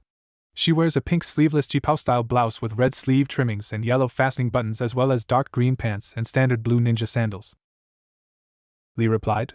I know, it's just the female with him, just sighed and replied. Never mind, it's over. Forget it, she said, shaking her head. Lee then walked over to Haku. Haku began to slightly back away under his gaze. He is a character, Haku thought. My name is Rock Lee. You are Sakura, correct? he said, earning a shake of the head from Haku before she replied. No, Sakura was injured during her last mission and I was chosen as her replacement on Team 7. My name is Hakiyuki, it is a pleasure to meet you, she said, gritting her teeth trying to be nice at the end. In that case, please be my girlfriend, I will protect you with my life, he said, giving her a thumbs up and a toothy smile that shined for no reason. Naruto's head immediately shot up at this and he decided to intervene. Whoa there, let's not be hasty, Oh, look at the time. Let's get up to the 3rd floor, guys, he said quickly, grabbing Haku's wrist and dragging her along despite her protests that she could walk herself. They arrived on the 3rd floor only to hear a rather familiar voice from above them. Hey you, Uchiha, hold on, Lee said from a balcony above them, even though he could have just followed the route they took. Lee, was it? What is it you want? He said neutrally. Lee simply took on a determined expression at this and continued. I wish to fight you, right here and right now, he said, earning a sigh from Haku, a shake of the head from Naruto and a HN from Sasuke. Okay? Why should I? He said, clearly bored with this charade. Naruto, however, had a thought. He walked over to Sasuke and whispered to him. Sasuke, fight him and throw the match. It'll make him underestimate us later on, he said deviously. Sasuke just smiled and looked at Lee.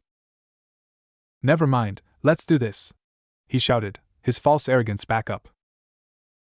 Let's us fight, Lee said. Team 7 had just walked into room 301 in the academy building for the start of the Chunin exams. Needless to say, they were a little surprised by the number of genin applying for the exams, but realized that there were a lot of genin in each village, so it wasn't hard to believe that there were so many for one exam. All eyes were on them as soon as they entered the room. Sasuke and Haku stood looking as passive as humanly possible. Sasuke simply didn't care about being looked at. He was used to it with all his damn fangirls, while Haku had been in her fair share of uncomfortable situations around Zabuza. Naruto was a little different, however. He was standing there with an almost predatory grin on his face, putting off a great deal of the onlookers. The few that didn't look away to begin with definitely changed their mind when he started releasing Ki that seemed to come naturally to him. Must have something to do with the mass of hatred in his stomach. Bah, I've seen stronger Ki from a cat.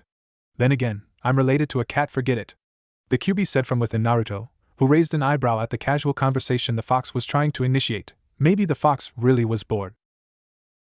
I'm touched you want to chat, fuzzball, Naruto said mockingly, earning a rather loud roar from within his head. He cut the mental link before the QB fried his brain with pure volume. Naruto's strong performance earned a look of puzzlement from his teammates, who decided to question the blonde. When did you start training your Ki? It isn't something people just do, Sasuke said. Naruto, who hadn't informed his Uchiha friend about the QB, decided to make an excuse.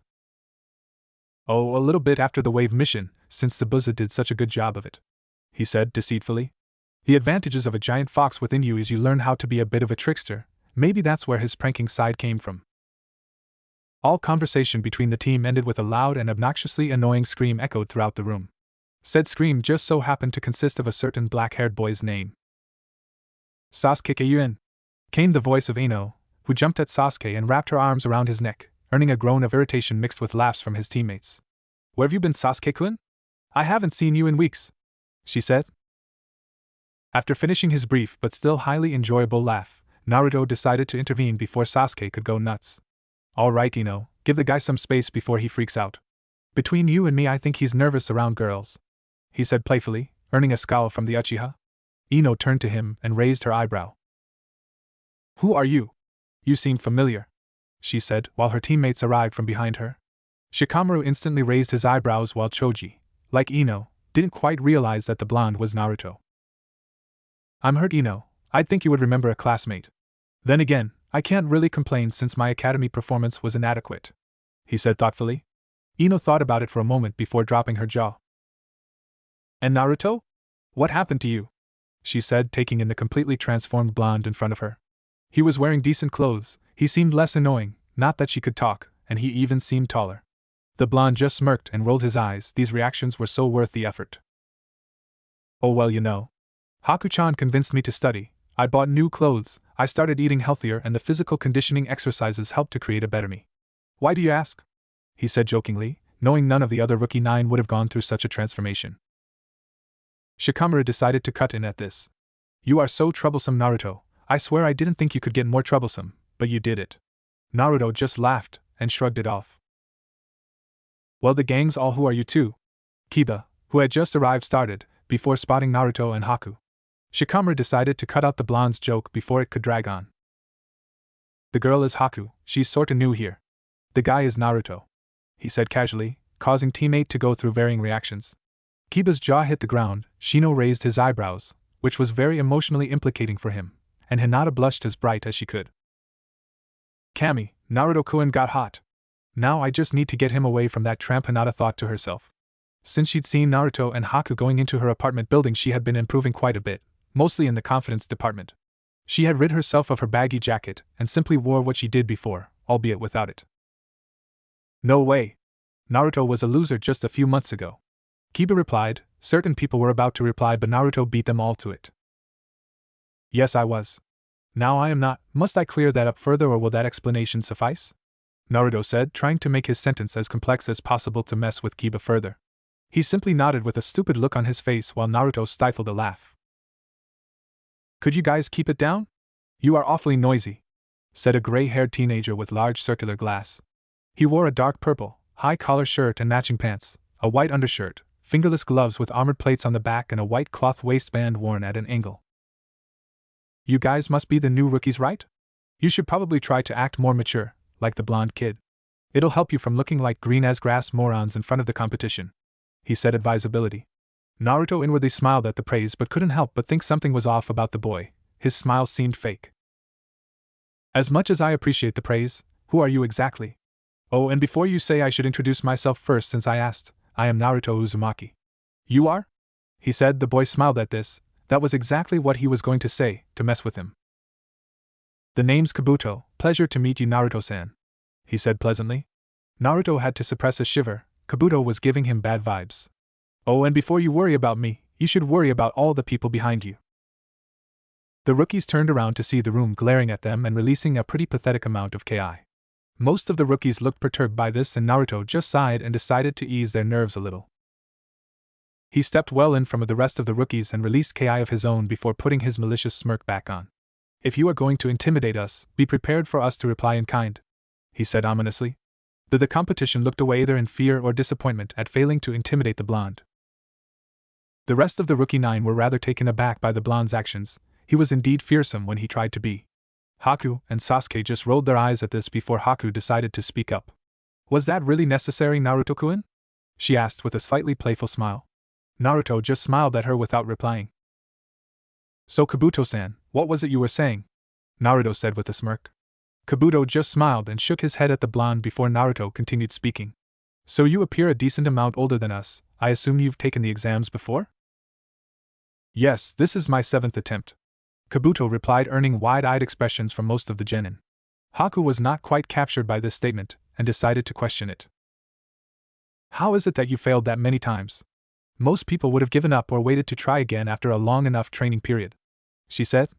Kabuto just looked at her with a smile, but was inwardly cursing at her perceptiveness. Yes, you'd think so, but the exams are rather hard, and every time I come here I get more information about the competition, he said, earning a slight nod from the girl. Naruto decided to ask the boy a question.